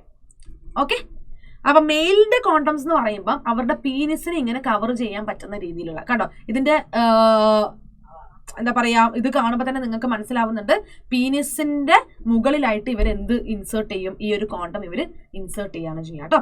ഇപ്പം നമ്മള് മെയിലല്ല ഫീമെയിലിന്റെ കാര്യം എടുത്ത് നോക്കുകയാണെങ്കിൽ നമുക്ക് വെജൈനയെ കവർ ചെയ്യുന്ന രീതിയിലുള്ള എന്താ പറയാ കോണ്ടംസ് ആണുള്ളത്. ഓക്കെ, അപ്പം മെയിലിന് പീനിസ് ആണെങ്കിൽ ഫീമെയിലിന് വെജൈനെ അല്ലെങ്കിൽ സെർവിക്സിനെ കവർ ചെയ്യുന്ന രീതിയിലുള്ള കോണ്ടംസ് ആണുള്ളത് കേട്ടോ. ഓക്കെ, ശരി, എന്താ കോണ്ടംസ് എന്ന് ചോദിച്ചാൽ തിൻ റബ്ബർ അല്ലെങ്കിൽ ലാറ്റക്സ് ഷീറ്റിനെ കൊണ്ട് ഉണ്ടാക്കിയിട്ടുള്ള ഒരു ജസ്റ്റ് ഒരു കവറിങ്, അത്രയേ ഉള്ളൂ. ഭയങ്കര തിന്നായിരിക്കും. ഓക്കെ, പിന്നെ ഒന്നില്ലെങ്കിൽ റബ്ബർ അല്ലെങ്കിൽ ലാറ്റക്സ് ഷീറ്റ് ഇതിനെ കൊണ്ട് ഉണ്ടാക്കിയിട്ടുള്ള ഒരു സാധനമാണ് നമ്മുടെ കോണ്ടം എന്ന് പറയുന്നത് കേട്ടോ. ഓക്കെ, സോ ഇവരെന്താ ചെയ്യാന്ന് വെച്ചാൽ ഒന്നില്ലെങ്കിൽ കോയിറ്റസിന്റെ മുന്നേ അല്ലെങ്കിൽ ഇജാക്കുലേഷന്റെ മുന്നേ ആയിട്ട് ഇവര് ലൈക്ക് ഈ ഒരു പീനിസിന്റെ മുകളിലായിട്ട് കവർ ചെയ്തിട്ട് പീനിസിനെ കവർ ചെയ്തിട്ട് അവർ ഇത് പ്ലേസ് ചെയ്യും, അതായത് കോണ്ടം പ്ലേസ് ചെയ്യും. അപ്പം ഇജാക്കുലേഷന്റെ സമയത്ത് ആ സീമൻ ഈ കോണ്ടത്തിന്റെ ഉള്ളിലാണ് കളക്ട് ആവുക. കോണ്ടത്തിന്റെ ഉള്ളിലാണ് സീമൻ കളക്ട് ആവുക. ഒരിക്കലും ഈ സീമൻ എങ്ങോട്ടേക്ക് എത്തുന്നില്ല, ഫീമെയിൽ റീപ്രൊഡക്റ്റീവ് ട്രാക്റ്റിലേക്ക് ഇൻസെമിനേറ്റ് ആകുന്നില്ല, അതായത് റിലീസ് ചെയ്യപ്പെടുന്നില്ല. ഓക്കെ, അപ്പൊ ഇത് നല്ലൊരു കോൺട്രാസെപ്ഷൻ തന്നെയാണ് കേട്ടോ. ഓക്കെ, എഫക്റ്റീവ് ആയിട്ടുള്ള ഒരു കോൺട്രാസെപ്റ്റീവ് മെത്തേഡാണ്, ഈസിലി ആക്സസിബിൾ ആണ്, പിന്നെന്താണ് ബഡ്ജറ്റ് ഫ്രണ്ട്ലി ആണെന്നൊക്കെ നമുക്ക് ഇതിനെ പറയാൻ പറ്റും. ഓക്കെ, ഇനി ഒരു പോപ്പുലർ ബ്രാൻഡ് ഓഫ് കോണ്ടം ആണ് നമ്മുടെ നിരോധ്. ഇത് മെയിൽ കോണ്ടം ആണ് കേട്ടോ. നിരോധ് നമ്മൾ ഗവൺമെന്റ് ഇറക്കിയിട്ടുള്ളതാണ് നിരോധ് എന്ന് പറയുന്നത്. ശരിക്കും നമ്മൾ ഇപ്പൊ ഈ വർഷങ്ങളൊക്കെ എടുത്ത് നോക്കുകയാണെങ്കിൽ എല്ലാവരും അഡോപ്റ്റ് ചെയ്യുന്ന ഏറ്റവും സുഖകരമായിട്ടുള്ള ഒരു കോൺട്രാസെപ്റ്റീവ് മെത്തേഡ് എന്ന് പറയുന്നത് എന്താണ്, യൂസ് ഓഫ് കോണ്ടംസ് ആണ്. ആൻഡ് ഇതിന്റെ യൂസ് ഈ വരും വർഷങ്ങൾ നമ്മളെടുത്ത് നോക്കുകയാണെങ്കിൽ കൂടി വന്നിട്ടുണ്ട്. അത് അൺവാണ്ടഡ് പ്രഗ്നൻസിനെ ഒഴിവാക്കാൻ വേണ്ടി മാത്രമല്ല കോണ്ടംസ് ബെനിഫിഷ്യൽ എന്ന് പറയുന്നത്, it is also because AIDS പോലെയുള്ള STDs, മാറാരോഗങ്ങൾ, സെക്ഷലി ട്രാൻസ്മിറ്റഡ് ഡിസീസസിനെ നമുക്ക് എന്ത് ചെയ്യാൻ പറ്റും, പ്രിവെന്റ് ചെയ്യാൻ പറ്റും. കാരണം എന്തുകൊണ്ടാണ്, കാരണം ഫ്ലൂയിഡിലൂടെയാണ് എയ്ഡ്സ് പോലുള്ള രോഗങ്ങൾ പടരുന്നത്. ഓക്കെ, അപ്പം ഇപ്പൊ ഒരു പാർട്ട്ണർക്ക് മെയിലായിട്ട് ഇപ്പം പുരുഷന്, അതായത് മെയിൽ പാർട്ട്ണർക്ക് എയ്ഡ്സ് എന്തെങ്കിലും ഉണ്ടെന്ന് വിചാരിക്കുക. പക്ഷെ അവര് എന്ത് ചെയ്യും, പീനിസിന്റെ മുകളിലായിട്ട് ഈ ഒരു കോണ്ടം അവർ പ്ലേസ് ചെയ്യും.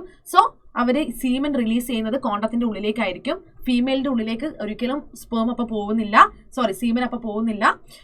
അപ്പോൾ സ്പേം പോകുന്നില്ല എന്ന് പറയുകയാണെങ്കിൽ അവർ പ്രഗ്നന്റ് ആവില്ല, പക്ഷെ ആ ഒരു ഫ്ലൂയിഡ് മൊത്തത്തിൽ ഫീമെയിലിലേക്ക് പോകുന്നില്ല. സോ എന്തായാലും ഈ ഒരു രോഗം പടരാനുള്ള ചാൻസും ഇല്ല കേട്ടോ. Okay, yes. ആൻഡ് ഇതിന്റെ മറ്റൊരു ഉപകാരം എന്ന് പറഞ്ഞാൽ മെയിൽ ഫീമെയിൽ കോണ്ടംസ് ഡിസ്പോസബിൾ ആണ്. അതായത് ഉപയോഗം കഴിഞ്ഞാൽ നമുക്ക് ഈസി ആയിട്ട് അവരെ എന്ത് ചെയ്യാൻ പറ്റും, ഡിസ്പോസ് ചെയ്യാനായിട്ട് പറ്റും. പിന്നെ സെൽഫായിട്ട് യൂസ് ചെയ്യാൻ പറ്റും, ആരുടെയും സഹായം വേണ്ട.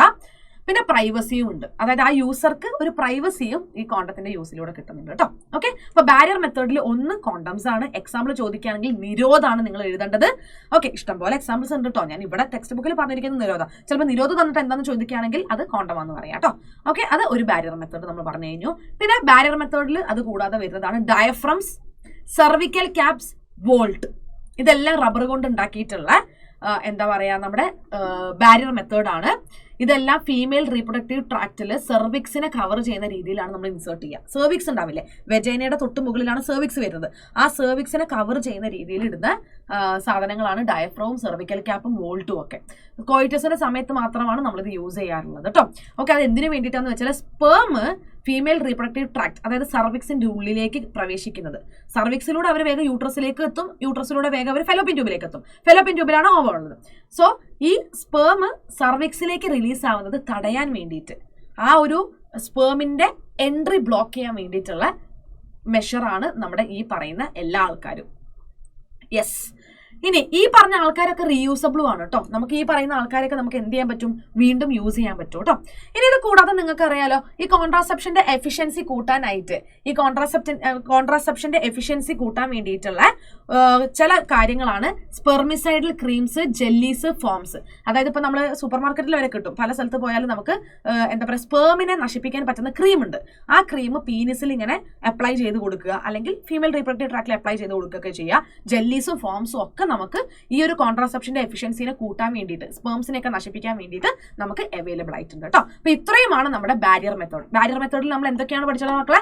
കോണ്ടംസ് പഠിച്ചു, ഡയഫ്രംസ് പഠിച്ചു, സെർവിക്കൽ ക്യാപ്സ് പഠിച്ചു, വോൾട്ട് പഠിച്ചു. ഇനി നമുക്ക് അടുത്ത നമ്മുടെ കോൺട്രാസെപ്റ്റീവ് മെത്തേഡിലേക്ക് പോവാം. അടുത്തതാണ് ഇൻട്രാ യൂട്രൈൻ ഡിവൈസസ്, അതായത് IUDs. എന്താ IUDs എന്ന് പറഞ്ഞാൽ? അതായത് പേര് നോക്കിക്കാൻ നിങ്ങൾ, ഇൻട്രാ, ഇൻസൈഡ്, യൂട്രൈൻ ഡിവൈസസ്, അതായത് യൂട്രസിന്റെ ഉള്ളിൽ പ്ലേസ് ചെയ്യുന്ന ഡിവൈസസ്, അതാണ് ഇൻട്രാ യൂട്രൈൻ ഡിവൈസസ് എന്ന് പറയുന്നത്. ഇത് ഭയങ്കര പോപ്പുലർ ആയിട്ടുള്ള മെത്തേഡാണ്, ഭയങ്കര എഫക്റ്റീവ് ആയിട്ടുള്ള മെത്തേഡാണ്. ഫോർ എക്സാമ്പിൾ, പൊതുവെ ഈ ഒരു മെത്തേഡ് എന്ന് പറഞ്ഞാൽ ഇപ്പൊ നമ്മുടെ ഫസ്റ്റ് പ്രഗ്നൻസിക്ക് ശേഷം ഇപ്പൊ ചില കപ്പിൾസ് വിചാരിക്കുകയാണ് രണ്ടാമത്തെ പ്രഗ്നൻസി എന്ന് പറയുന്നത് കുറച്ച് സമയം കഴിഞ്ഞിട്ട് മതി. അപ്പൊ ആ സമയത്ത് ഫസ്റ്റ് പ്രഗ്നൻസിക്ക് ശേഷം അവര് ഹോസ്പിറ്റലിൽ നിന്നോ തൊട്ടടുത്തുള്ള ഹെൽത്ത് കെയർ ക്ലിനിക്കിൽ നിന്നോ ഒക്കെ അവരെന്ത് ചെയ്യും, ഈ ഒരു IUD അവരുടെ യൂട്രസിൽ പ്ലേസ് ചെയ്യും. എന്നിട്ട് അവർ എപ്പോൾ വരെയാണോ അവർക്ക് കുഞ്ഞ് വേണ്ടാത്തത് അതുവരെ അവർക്ക് നീട്ടി കൊണ്ടുപോകാനായിട്ട് പറ്റും കേട്ടോ. ഓക്കെ, സോ ഒന്നില്ലെങ്കിൽ എക്സ്പേർട്ട് നേഴ്സസിന് അല്ലെങ്കിൽ നമ്മുടെ ഡോക്ടേഴ്സിനൊക്കെയാണ് യൂട്രസിന്റെ ഉള്ളിൽ എന്ത് ചെയ്യാൻ പറ്റുന്നത്, ഈ ഒരു IUDനെ പ്ലേസ് ചെയ്യാൻ പറ്റുന്നത്. അപ്പൊ ആദ്യം നമ്മുടെ വെജൈനയുടെ ഉള്ളിലൂടെ സർവിക്സിന്റെ ഉള്ളിലൂടെ വളരെ സൂക്ഷിച്ച് ഈ സാധനത്തിനെ കൊണ്ടുപോയിട്ട് യൂട്രസിൽ ഇവർ പ്ലേസ് ചെയ്യാണ് ചെയ്യുക കേട്ടോ. ഓക്കെ, ആൻഡ് ഈ ഒരു IUDസിനെ നമുക്ക് പല രീതിയിൽ ഡിവൈഡ് ചെയ്യാനായിട്ട് പറ്റും. ഓക്കെ, പല ടൈപ്പ് ഡിവൈഡ് ചെയ്യാൻ പറ്റും. ടെക്സ്റ്റ് ബുക്കിൽ ഇങ്ങനെ കുറെ ഇമേജസ് ഒക്കെ കൊടുത്തിട്ടുണ്ട് കേട്ടോ. ഇതെന്താണ്, ഇത് മെയിൽ കോണ്ടം ആണ് and this one is female condom. Okay, yes, and ഇത് മെയിൽ കോണ്ടം ആണെങ്കിൽ ഈ കോണ്ടം പീനസിന്റെ മുകളിലായിട്ടാണ് ഇൻസേർട്ട് ചെയ്യുക. ആൻഡ് ദിസ് വൺ നിങ്ങൾക്ക് അറിയാലോ, അതായത് നമ്മുടെ വെജൈന സെർവിക്സിലേക്ക് ഇൻസേർട്ട് ചെയ്യാണ് ചെയ്യുക. ഓക്കെ, സോ IUDs പല ടൈപ്പ് ഉണ്ട്. ഏതൊക്കെയാണ് IUDs? ഒന്ന് നോൺ മെഡിക്കേറ്റഡ് IUDs. എന്താണ് നോൺ മെഡിക്കേറ്റഡ് IUDs? പിന്നെ കോപ്പർ റിലീസിങ് IUDs, പിന്നെ വരുന്നത് hormone releasing IUDs. Okay, hormone releasing IUDs, ഇങ്ങനെ പല ടൈപ്പ് IUDs ഉണ്ട്. അപ്പൊ നോൺ മെഡിക്കേറ്റഡ് IUDസിൽ വരുന്നതാണ് നമ്മുടെ ലിപ്സ് ലൂപ്പ്. ഏതാണ്? Lips loop. Okay, lips loop എന്താണ്? നോൺ മെഡിക്കേറ്റഡ് IUDസിൽ വരുന്നതാണ്. കോപ്പർ റിലീസിങ് IUDയിൽ വരുന്നതാണ് കോപ്പർ T, കോപ്പർ 7, പിന്നെ മൾട്ടിലോഡ് 375. പിന്നെ ഹോർമോൺ റിലീസിംഗിൽ വരുന്നതാണ് പ്രൊജെസ്റ്റസേർട്ട്, പിന്നെ LNG-20. Okay, LNG-20. അപ്പൊ ബോർഡ് എക്സാമുകാർക്കാണെങ്കിലും നീറ്റ് എക്സാമുകാർക്കാണെങ്കിലും ഇത് വളരെ ഇമ്പോർട്ടന്റ് ആണ്. ബോർഡ് എക്സാമുകാർക്ക് IUDസിൽ നിന്ന് കുറെ ചോദ്യങ്ങൾ വരാറുണ്ട്. ഈ 3 ടൈപ്പ് നിങ്ങൾ പഠിക്കണം. ഏതൊക്കെയാണ്? നോൺ മെഡിക്കേറ്റഡ് IUDs ഉണ്ട്, അതിന്റെ എക്സാമ്പിൾ ആണ് ലിപ്സ് ലൂപ്പ് കേട്ടോ. ഓക്കെ, യെസ്, എവിടെ ലിപ്സ് ലൂപ്പ്. പിന്നെ കോപ്പർ റിലീസിംഗ് IUDസിന്റെ എക്സാമ്പിൾ ആണ് copper T, copper 7, multiload 375. Hormone releasing IUDസിന്റെ എക്സാമ്പിൾ ആണ് പ്രൊജെസ്റ്റസേർട്ടും LNG-20. ഓക്കെ, ആൻഡ് ഇതിലൊരു എക്സാമ്പിൾ എടുത്ത് പറയാം. ഒന്ന് നമ്മൾ കോപ്പർ ടി വിചാരിക്കാം. ഇതാണ് യൂട്രസ് എന്ന് വിചാരിക്കുക. ഈ യൂട്രസിന്റെ ഉള്ളിൽ നമ്മൾ എന്ത് ചെയ്യും? കോപ്പർ ടി പ്ലേസ് ചെയ്യും. ശരിക്കും പറഞ്ഞാൽ കോപ്പർ ടി എന്നൊക്കെ പറയുമ്പോൾ പേര് പറയുന്ന പോലെ തന്നെ T ഷേപ്പിലാണ് ഇത് വരുന്നത്. ആക്ച്വലി ഇത് പ്ലാസ്റ്റിക് കൊണ്ട് ഉണ്ടാക്കിയിട്ടുള്ള ഒരു കുഞ്ഞ് ഡിവൈസ് ആണെങ്കിലും ഇതിൽ എന്തുണ്ടാകും? ഈ കോപ്പർ മെറ്റൽ ഇതായി ഇങ്ങനെ ചുറ്റിപ്പണഞ്ഞ് കിടക്കുന്നുണ്ടാവും കേട്ടോ. ഇതാണ് കോപ്പർ ടി. ഓക്കെ, ഈ കോപ്പർ ടീനെ നമ്മൾ എവിടെ പ്ലേസ് ചെയ്യും? യൂട്രസിന്റെ അകത്ത് നമ്മളിങ്ങനെ പ്ലേസ് ചെയ്യും. അപ്പൊ ഇൻ കേസ് ഒരു കോയിറ്റസ് നടക്കുകയാണ്, സെക്ഷൽ ഇന്റർകോഴ്സ് നടക്കുകയാണ്, അങ്ങനെയാണെങ്കിൽ ഇൻസെമിനേഷൻ നടക്കുന്ന അല്ലെ, അപ്പൊ സ്പേം വരും. ഈ സ്പേം വരുമ്പോ തന്നെ സ്പേമിനെ മൊത്തത്തിൽ നമ്മൾ അങ്ങോട്ട് ഇനാക്റ്റീവ് ആക്കി കളയും. അതെങ്ങനെയാന്ന് ചോദിച്ചാല്, ഞാൻ പറഞ്ഞു ഇത് പ്ലാസ്റ്റിക്കിന്റെ ഡിവൈസ് ആണെങ്കിൽ പോലും ഇതിന്റെ ഈ വാലില് നമുക്ക് എന്ത് പറ്റിയിട്ട് ഇങ്ങനെ കാണാൻ പറ്റും? Copper wire. അപ്പം ഈ ഒരു കോപ്പർ എന്ത് ചെയ്യുന്ന വെച്ചാൽ കോപ്പർ അയോൺസിനെ യൂട്രസിൽ ഇങ്ങനെ റിലീസ് ചെയ്യുന്നുണ്ട്. ഓക്കെ, കോപ്പർ അയോൺസിനെ റിലീസ് ചെയ്യും. അപ്പൊ യൂട്രസിന്റെ ഉള്ളിൽ മുഴുവൻ എന്താണുള്ളത്? കോപ്പർ അയോൺസ് ആണുള്ളത് അല്ലെ. അപ്പോഴാണ് സ്പേം വരുന്നത്. അപ്പൊ ഈ കോപ്പർ അയോൺസ് ഈ സ്പേമിന്റെ അവരുടെ ആ ഒരു മോട്ടിലിറ്റി അങ്ങ് ഇല്ലാതാക്കും. അതായത് സ്പേം ഇങ്ങനെ സ്പീഡിൽ നീന്തി വന്നിട്ടാണ് ഫെലോപ്പിയൻ ട്യൂബിലുള്ള ഓവത്തിന്റെ അടുത്തേക്ക് ഫെർട്ടിലൈസ് ചെയ്യാൻ പോകുന്നത്. പക്ഷെ അവരുടെ ആ ഒരു മോട്ടിലിറ്റിനെ ആര് സപ്രസ് ചെയ്ത് കളയും? ഈ കോപ്പർ അയോൺസ് സപ്രസ് ചെയ്ത് കളയും. അതേപോലെ തന്നെ സ്പേമിന് ഓവത്തിനെ ഫെർട്ടിലൈസ് ചെയ്യാനുള്ള കഴിവ്, ആ കപ്പാസിറ്റി, ഫെർട്ടിലൈസിങ് കപ്പാസിറ്റിനെ ഇല്ലാതാക്കി കളയും. അതേപോലെ തന്നെ IUDസിന്റെ മറ്റൊരു പ്രത്യേകതയാണ് സ്പേമിനെ ഫാഗോസൈറ്റോസിസിലൂടെ യൂട്രസിന്റെ അകത്ത് വെച്ചിട്ട് നശിപ്പിക്കുക. അതായത് IUDs ഈ വരുന്ന സ്പേമിനെയൊക്കെ വിഴുങ്ങി അങ്ങ് നശിപ്പിക്കും.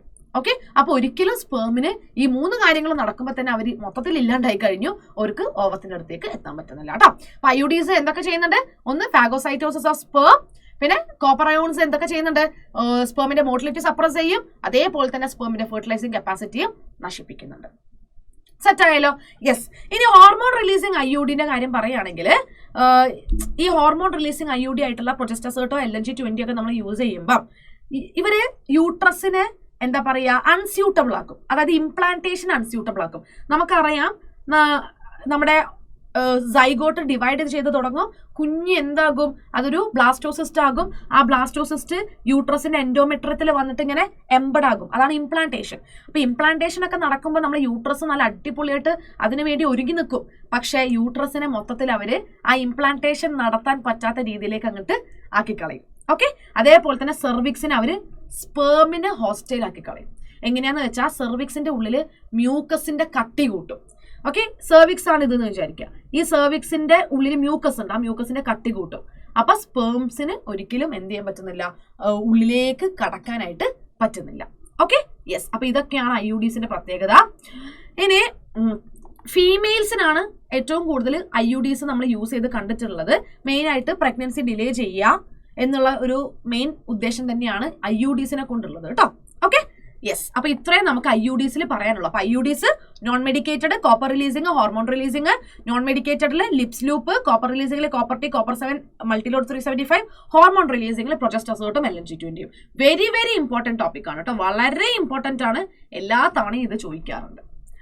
അടുത്തതാണ് നമ്മുടെ പിൽസ്, അതായത് ഓറൽ കോൺട്രാസെപ്റ്റീവ്സ്. ഓറൽ കോൺട്രാസെപ്റ്റീവ്സ് എന്ന് പറയുമ്പോൾ കുഞ്ഞു ഡോസ് ആയിരിക്കും. ഓക്കെ, ടാബ്ലറ്റിന്റെ രൂപത്തിലാണ് ഉണ്ടാവുക, പിൽസ് ആണല്ലോ.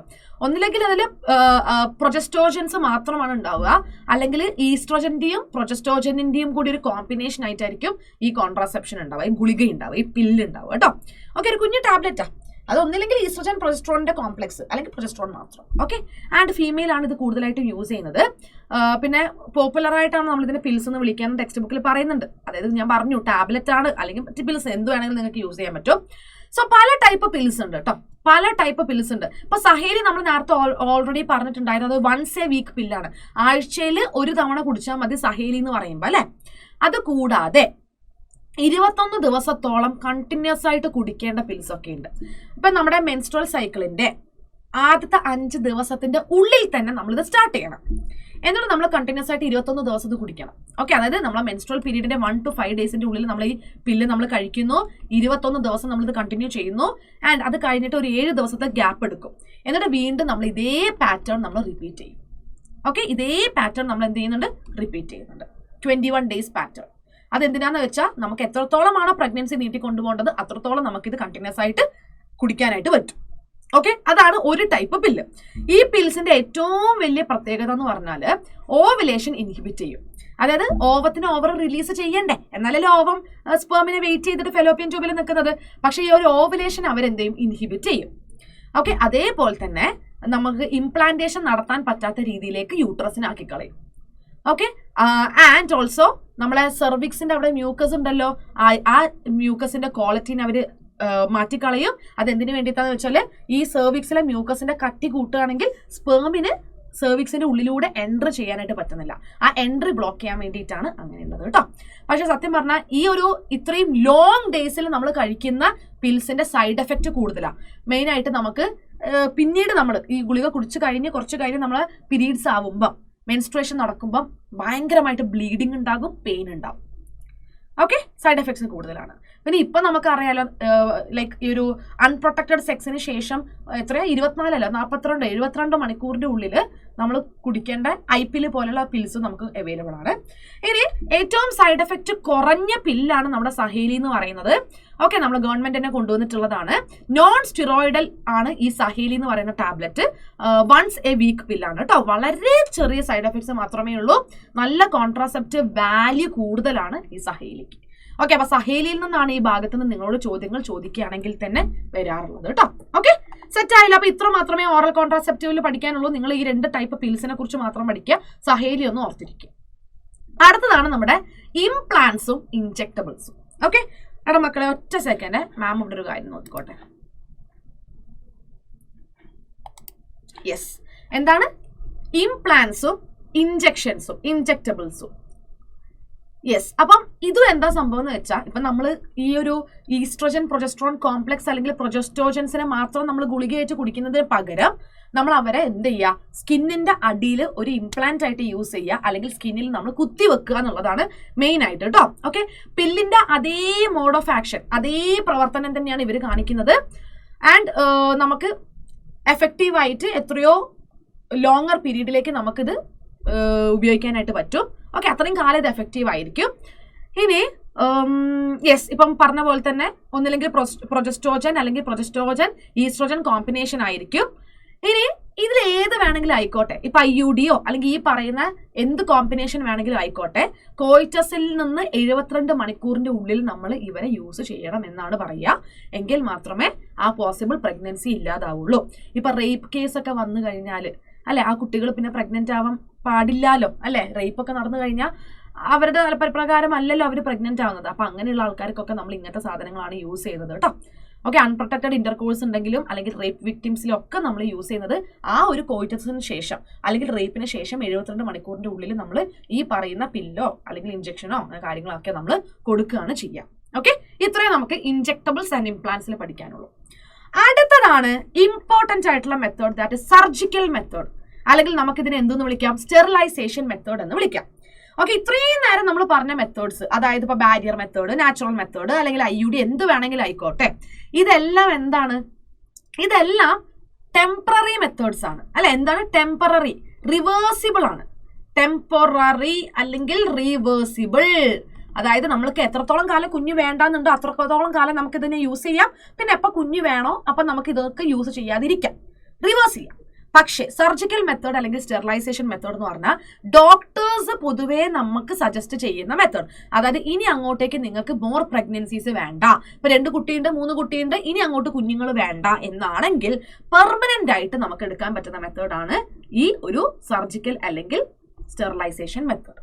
ഓക്കെ, നോക്കിക്കേ. അപ്പൊ ഇതിന്റെ മെയിൻ ഉദ്ദേശം എന്താന്ന് വെച്ചാൽ നമ്മൾ ഈ ഒരു ഗാമീറ്റിന്റെ ട്രാൻസ്പോർട്ട്, അതായത് ഇപ്പം മെയിൽ റീപ്രൊഡക്റ്റീവ് ട്രാക്റ്റിൽ സ്പെർമിന്റെ ട്രാൻസ്പോർട്ട്, ഫീമെയിൽ റീപ്രൊഡക്റ്റീവ് ട്രാക്റ്റിൽ ഓവത്തിന്റെ ട്രാൻസ്പോർട്ടേഷൻ ബ്ലോക്ക് ചെയ്യുക എന്നുള്ളതാണ് സർജറിയിലൂടെ ഉദ്ദേശിക്കുന്നത് കേട്ടോ.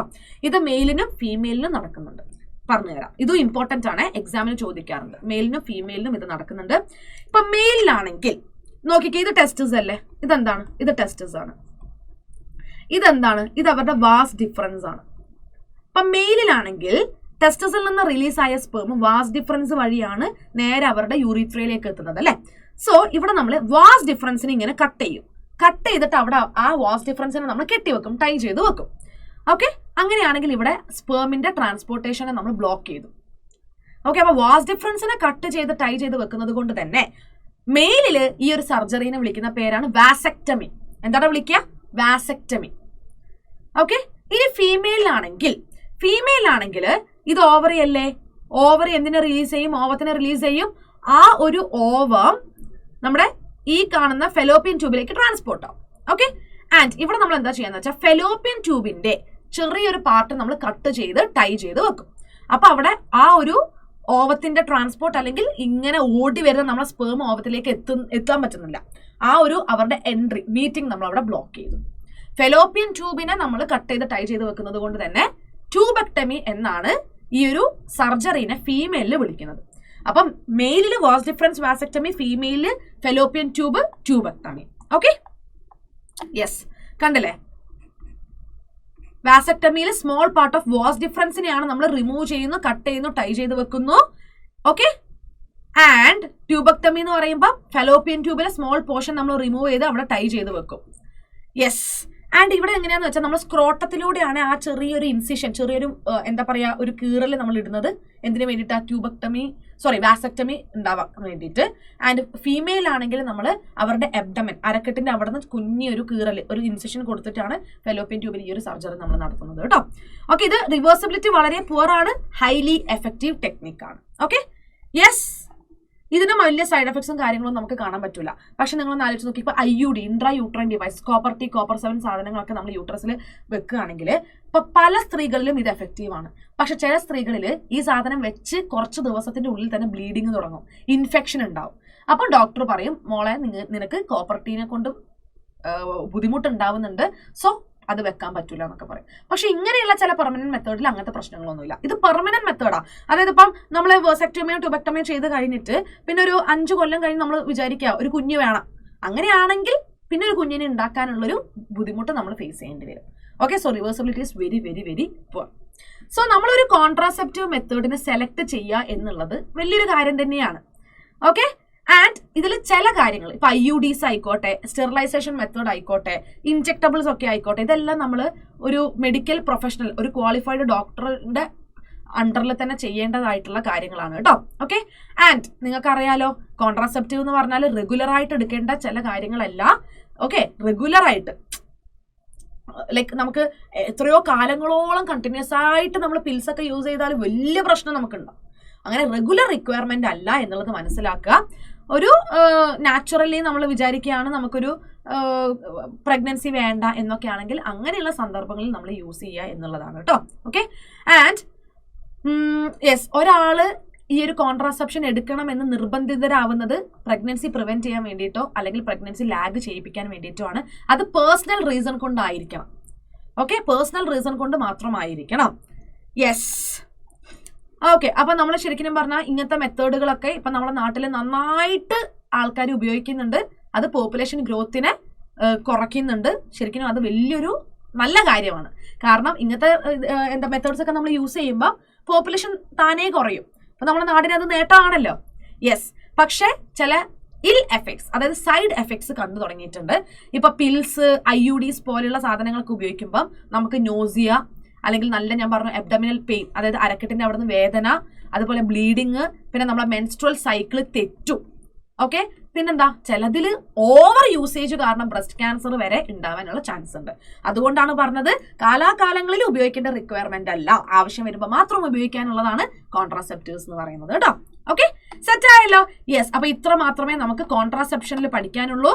ഫസ്റ്റ് നാച്ചുറൽ മെത്തേഡ് പറഞ്ഞു, പിന്നെ ബാരിയർ മെത്തേഡ് പറഞ്ഞു, IUDs പറഞ്ഞു, പിൽസ് പറഞ്ഞു, ഇൻജെക്ടബിൾസ് ആൻഡ് ഇൻജെക്ഷൻസ്, ഇംപ്ലാന്റ്സ് പറഞ്ഞു, സ്റ്റെറിലൈസേഷൻ മെത്തേഡ്. 6 ഓക്കെ. യെസ്, അപ്പൊ ഡൗട്ടും കാര്യങ്ങളൊന്നും നിങ്ങൾക്ക് ഇല്ലാന്ന് വിചാരിക്കുന്നത് ഈസി ചാപ്റ്ററിൽ ഇതിൽ എന്ത് ഡൗട്ട് തോന്നാനാണ് അല്ലെ. അപ്പൊ നമ്മൾ ഇനി അടുത്ത ടോപ്പിക്കിലേക്ക് പോവാണ്. Medical termination of pregnancy. എന്താ മെഡിക്കൽ ടെർമിനേഷൻ ഓഫ് പ്രഗ്നൻസി എന്ന് പറഞ്ഞാൽ? MTP, അല്ലെങ്കിൽ നമുക്കിതിനെ പച്ച ഇംഗ്ലീഷിൽ എബോഷൻ എന്ന് വിളിക്കാം. എന്ത് വിളിക്കാം? എബോഷൻ. ഓക്കെ.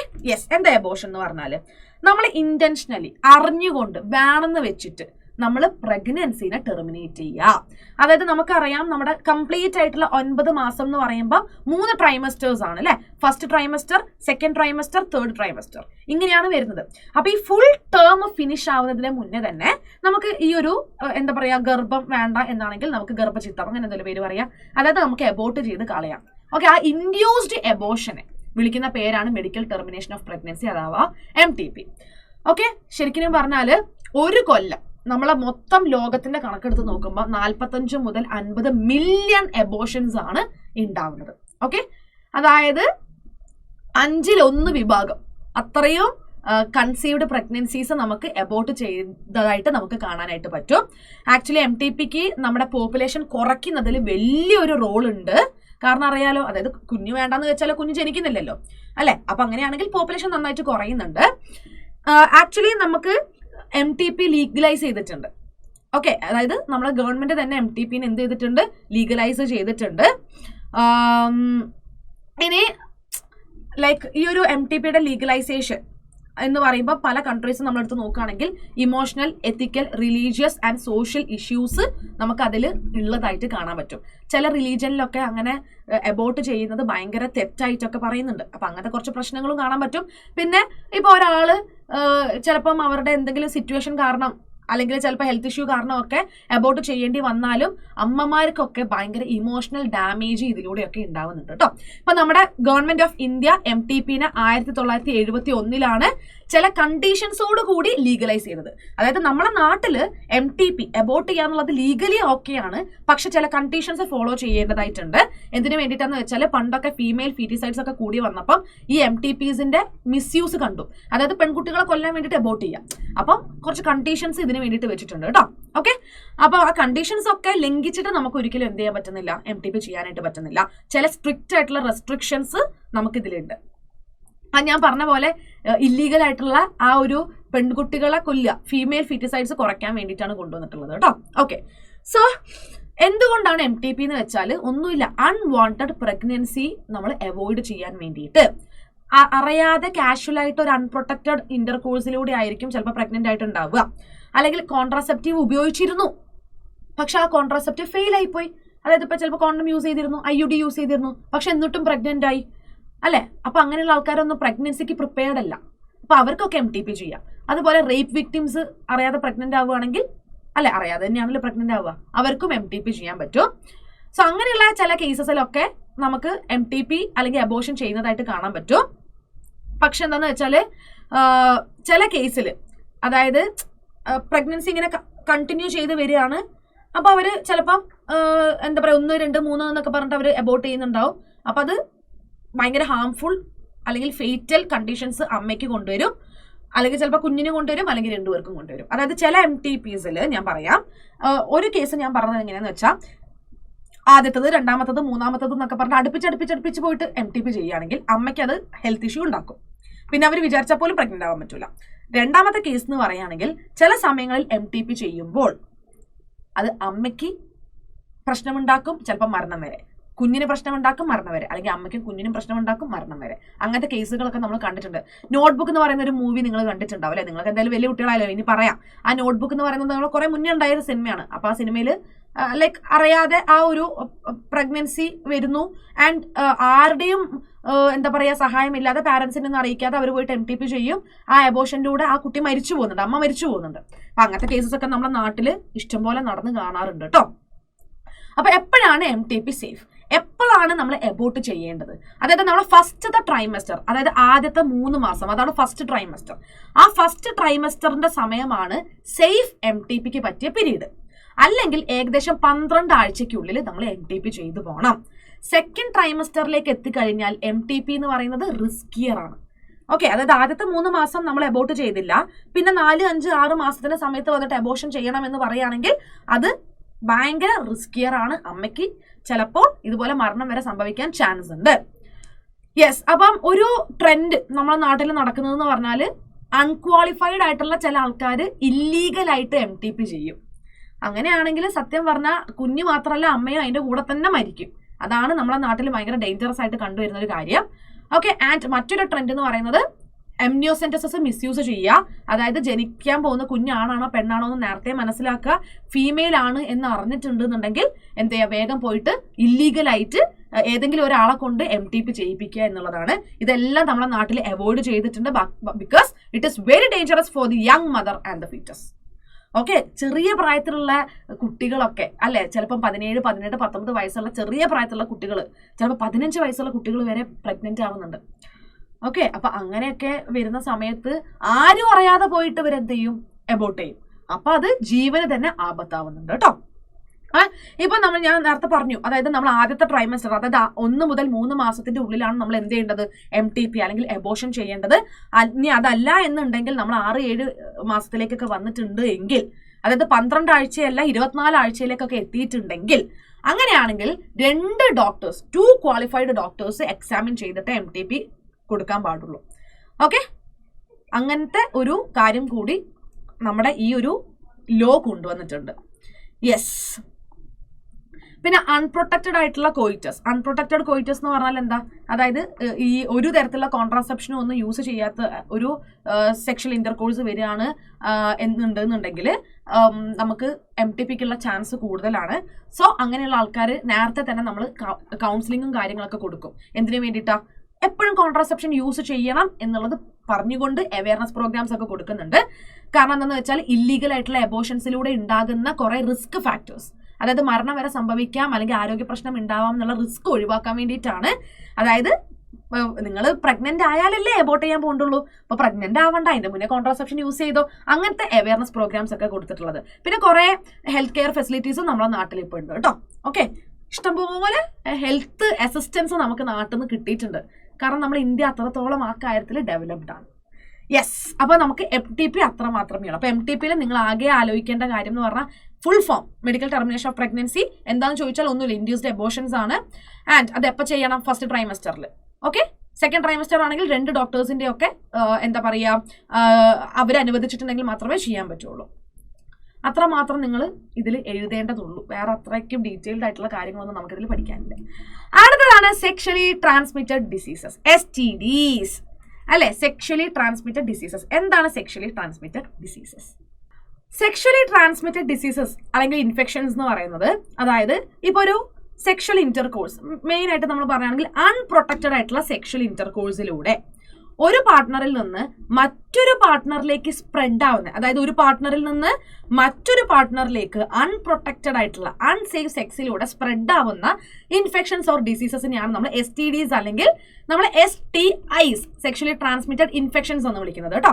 ഇതിന് മറ്റൊരു പേരുണ്ട്, അതാണ് വെനറിയൽ ഡിസീസസ്, അല്ലെങ്കിൽ അതിനെ നമുക്ക് RTI, അതായത് റീപ്രൊഡക്റ്റീവ് ട്രാക്ട് ഇൻഫെക്ഷൻസ് എന്ന് കൂടി പറയാൻ പറ്റും. ഓക്കെ, അപ്പൊ ഏതൊക്കെയാണ് സെക്ഷലി ട്രാൻസ്മിറ്റഡ് ഡിസീസസ് അല്ലെങ്കിൽ ഏതൊക്കെയാണ് RTI, റീപ്രൊഡക്റ്റീവ് ട്രാക്ട് ഇൻഫെക്ഷൻസ്? പല ടൈപ്പ് ഉണ്ട്. ബാക്ടീരിയ ഉണ്ടാക്കുന്നതുണ്ട്, ഓക്കെ, വൈറസ് ഉണ്ടാക്കുന്നതുണ്ട്, അല്ലെങ്കിൽ മറ്റ് പ്രോട്ടോസോമൻസ് ഒക്കെ ഉണ്ടാക്കുന്നതുണ്ട്. അങ്ങനെ പല ടൈപ്പ് STIs നമുക്ക് കാണാൻ പറ്റും. നിങ്ങളുടെ എക്സാമ്പിൾസ് ആണ് ചോദിക്കുക. ആ എക്സാമ്പിൾസ് നിങ്ങൾ നിർബന്ധമായും പഠിക്കണം. ഇതൊരു റിപ്പീറ്റഡ് ക്വസ്റ്റ്യൻ ആണ്. ഗൊണോറിയ, സൈഫലസ്, യെസ്, ഞാൻ ഹൈലൈറ്റർ എടുക്കാം. ഏതൊക്കെയാണ്? Gonorrhoea, syphilis, genital herpes, chlamydiasis, genital warts, trichomoniasis, hepatitis B. Okay, ഇതൊക്കെ എന്താണ്? ഇതൊക്കെ ഡിഫറെന്റ് ടൈപ്സ് ഓഫ് STIs ആണ്. ഏതൊക്കെയാണ് എക്സാമ്പിൾ കൂടെ തന്നെ പഠിച്ചോളാം. Gonorrhoea, syphilis, genital herpes, chlamydiasis, genital warts, trichomoniasis, hepatitis B. പിന്നെ ഒരു ഫേമസ് ആയിട്ടുള്ളത് അത് നമുക്ക് അറിയാലോ, HIV അല്ലെ. ആദ്യം അത് HIV സിംറ്റംസ് പോലെ ആയിരിക്കും വരുന്നത്, പിന്നെ അത് മാറാ രോഗമായിട്ടുള്ള AIDS ആയിട്ട് മാറും. ഓക്കെ, ഇതുവരെ ഒരു മരുന്ന് പോലും കണ്ടുപിടിക്കാത്ത നമ്മൾ ലോകത്തിനെ വിറപ്പിക്കുന്ന സ്റ്റിൽ അല്ലെ ഒരു രോഗമാണ് AIDS. എയ്ഡ്സിന്റെ ഫുൾ ഫോം എന്താണ് മക്കളെ? എന്താണ് എയ്ഡ്സിന്റെ full form? Acquired immunodeficiency syndrome.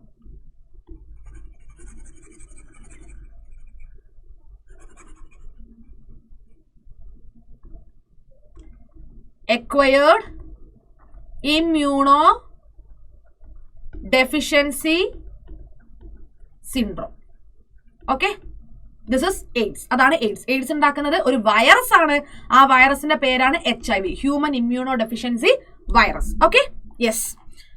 ഇനി എങ്ങനെയൊക്കെയാണ് ഇത് സ്പ്രെഡ് ആവുന്നത്? ഈ ഇൻഫെക്ഷൻസ് എങ്ങനെയാണ് സ്പ്രെഡ് ആവുന്നത്? പ്രത്യേകം ഞാൻ പറയുകയാണെങ്കിൽ ഹെപ്പറ്റൈറ്റിസ് ബി, HIV പോലെയുള്ള ഇൻഫെക്ഷൻസ് സ്പ്രെഡ് ആവുന്നത് ഫ്ലൂയിഡ്സ് വഴിയാണ്.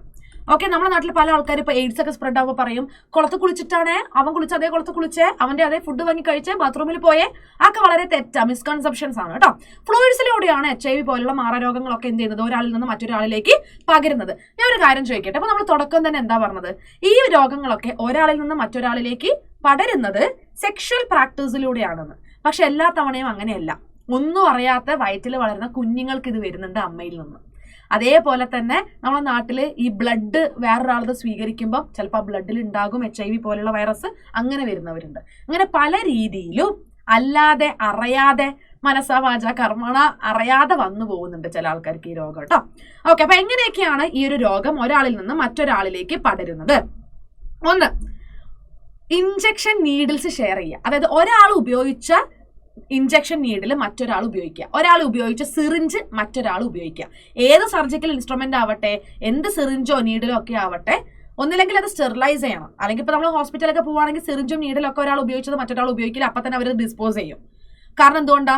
ഇപ്പൊ നമ്മൾ ആദ്യം ഉപയോഗിച്ച ആൾക്ക് HIV ഒക്കെ ഉണ്ടെങ്കിൽ ആ സിറിഞ്ചിലും നീഡിലും ബ്ലഡിന്റെ കോമ്പണൻസ് ഉണ്ടാകും. വേറൊരാൾ ഉപയോഗിച്ചാൽ നേരെ അത് അടുത്ത ആളിലേക്ക് പകരുന്നുണ്ട് കേട്ടോ. ഓക്കെ, പിന്നെ ബ്ലഡ് ട്രാൻസ്ഫ്യൂഷന്റെ സമയത്ത് നമ്മൾ വളരെ ശ്രദ്ധിക്കണം. അതായത് HIV പോലുള്ള രോഗങ്ങളുള്ള ആളിൽ നിന്ന് ഒരിക്കലും രക്തം സ്വീകരിക്കാൻ പാടില്ല.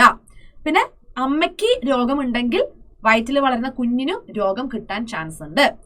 ഓക്കെ, പിന്നെ hepatitis B, genital herbs, HIV infections, ഇതൊക്കെ ഒഴികെയുള്ള ബാക്കി ഡിസീസ് എന്നൊക്കെ പറയുമ്പോൾ ക്യൂറബിൾ ആണ്. അതായത് നേരത്തെ തന്നെ നമ്മൾ രോഗമുണ്ട് എന്ന് നിർണയിച്ചിട്ടുണ്ടെങ്കിൽ, ട്രീറ്റ്മെന്റ് നേരത്തെ സ്റ്റാർട്ട് ചെയ്തിട്ടുണ്ടെങ്കിൽ, ബാക്കി നമ്മൾ പറഞ്ഞ കുറെ രോഗങ്ങളില്ലേ, അതായത് ഹെപ്പറ്റൈറ്റിസ് ബിയും ജനൈറ്റൽ ഹെർബ്സും HIV അതായത് എയ്ഡ്സും, ഇതൊന്നും ഒരിക്കലും ക്യൂർ ചെയ്യാൻ പറ്റില്ല. പക്ഷെ ബാക്കിയൊക്കെ നമുക്ക് ട്രീറ്റ് ചെയ്തിട്ട് മാറ്റാനായിട്ട് പറ്റും.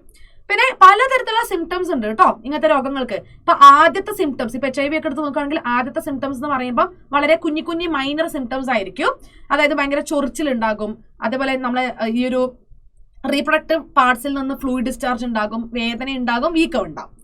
ഓക്കെ, മെയിൻ ആയിട്ട് ജനൈറ്റൽ റീജിയനിലാണ് ഇതൊക്കെ ഉണ്ടാവുന്നത്. പിന്നെ എന്താ പറയാ, ഫീമെയിൽസിൽ അധികവും സിംറ്റംസ് പുറത്ത് വരില്ല, പെട്ടെന്ന് ഡിറ്റക്ട് ചെയ്യാൻ പറ്റില്ല, വർഷങ്ങൾക്ക് ശേഷം മാത്രമേ സിംറ്റംസ് വരുള്ളൂ എന്നാണ് പൊതുവെ പറയാറ്. ഓക്കെ, അല്ലെങ്കിൽ തന്നെ എയ്ഡ്സ് ഒക്കെ ചില ആൾക്കാർ പെട്ടെന്ന് സിംറ്റംസ് വരും, ചില ആൾക്കാർക്ക് 5-10 കൊല്ലം കഴിഞ്ഞിട്ടായിരിക്കും സിംറ്റംസ് പുറത്ത് കാണിച്ചു തുടങ്ങുക കേട്ടോ.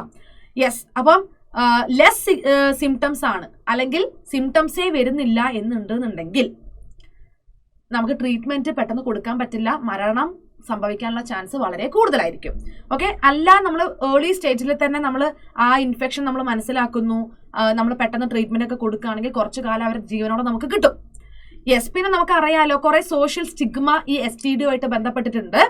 അതായത് നമ്മളെ നാട്ടില് ഇഗ്നോറൻസിലൂടെയാണ് കൂടുതൽ HIV പേഷ്യൻസ് മരിക്കുന്നത്, അതായത് അവഗണന ഏറ്റിട്ട്.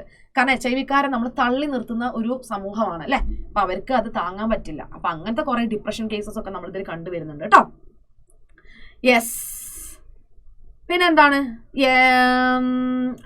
അതായത് നേരത്തെ നമ്മൾ സിംറ്റംസ് ഒക്കെ വന്നിട്ടില്ല എന്നുണ്ടെങ്കിൽ നേരത്തെ നമ്മൾ ഈ രോഗത്തിനെ കുറിച്ച് അറിയുന്നില്ല. അപ്പൊ നമുക്ക് നേരത്തെ തന്നെ എന്ത് കൊടുക്കാൻ പറ്റുന്നില്ല, ട്രീറ്റ്മെന്റ് ഒന്നും കൊടുക്കാനായിട്ട് പറ്റുന്നില്ല. ഇനി നേരം വൈകിയാണ് ട്രീറ്റ്മെന്റ് നമ്മൾ കൊടുക്കുന്നത്. കാരണം നേരം വൈകി സിംറ്റംസ് വന്നു, ഡോക്ടർ കാണിക്കുന്നു, ഡിറ്റക്ട് ചെയ്യുന്നു, നമ്മൾ മനസ്സിലാക്കുന്നു നമുക്ക് ഇങ്ങനത്തെ ഒരു രോഗം ഉണ്ടെന്ന് മനസ്സിലാക്കുന്നു. അപ്പൊ ലേറ്റർ ആണ് നമ്മൾ ട്രീറ്റ്മെന്റ് സ്റ്റാർട്ട് ചെയ്യുന്നതെങ്കിൽ കോംപ്ലിക്കേഷൻസ് കൂടും, മരിക്കാനുള്ള ചാൻസും കൂടും. ഓക്കെ, ലേറ്റർ സിംറ്റംസ് എന്നൊക്കെ പറയുമ്പോൾ നമ്മൾ പറയുകയാണെങ്കിൽ pelvic inflammatory diseases, okay, PID, പിന്നെന്താ സ്റ്റിൽ ബർത്ത് ഉണ്ടാവുക, എബോഷൻസ് ഉണ്ടാവുക, പിന്നെ എക്ടോപിക് പ്രഗ്നൻസീസ് ഉണ്ടാവുക, ഇൻഫെർട്ടിലിറ്റി, ക്യാൻസർ, ഇങ്ങനത്തെ കുറെ പ്രശ്നങ്ങളൊക്കെ ഉണ്ട്. ഓക്കെ, ലേറ്റർ ഉണ്ടാവുന്ന പ്രശ്നങ്ങളാണ് കേട്ടോ പറയുന്നത്. അതായത് നമ്മളെ പെൽവിസിന്റെ അവിടെ ഇൻഫ്ലമേഷൻസ് ഉണ്ടാവും, എബോഷൻ നടക്കാനുള്ള ചാൻസ് കൂടുതൽ, സ്റ്റിൽ ബർത്ത് ഉണ്ടാവുക, പിന്നെ എക്ടോപിക് പ്രഗ്നൻസി ഉണ്ടാവുക, പിന്നെ അവർ സ്റ്റിറൈൽ കണ്ടീഷൻ ഒക്കെ ഉണ്ടാവും. പിന്നെ നമ്മുടെ സൊസൈറ്റിയിലെ ഏറ്റവും വലിയ മേജർ ത്രെറ്റാണ് STD. നിങ്ങൾക്ക് അറിയാലോ, നമ്മുടെ ഇന്ത്യയിൽ ഇഷ്ടം പോലെ HIV പോലെയുള്ള രോഗങ്ങൾ അല്ലെങ്കിൽ ഹെപ്പറ്റൈറ്റിസ്, ജെനൈറ്റൽ ഹെർബ്സ് പോലെ രോഗങ്ങളുള്ള ആൾക്കാർ നമ്മളെ നാട്ടിൽ ഉണ്ട്. സോ നമ്മൾ ആ ഒരു രോഗം വന്ന് കണ്ടുപിടിച്ച് ട്രീറ്റ്മെന്റ് സ്റ്റാർട്ട് ചെയ്യുന്നതിനേക്കാൾ ബെറ്റർ പ്രിവെന്റ് ചെയ്യുക എന്നുള്ളതാണ് അല്ലെ. ക്യൂർ ചെയ്യുന്നതിനേക്കാൾ ഏറ്റവും ബെറ്റർ എന്താണ്, വരാതിരിക്കാൻ ശ്രമിക്കുക, പ്രിവെന്റ് ചെയ്യുക എന്നുള്ളതാണ്. ഓക്കെ, അതിന് വേണ്ടിയിട്ട് നിങ്ങൾ എന്തൊക്കെയാണ് ചെയ്യേണ്ടത്?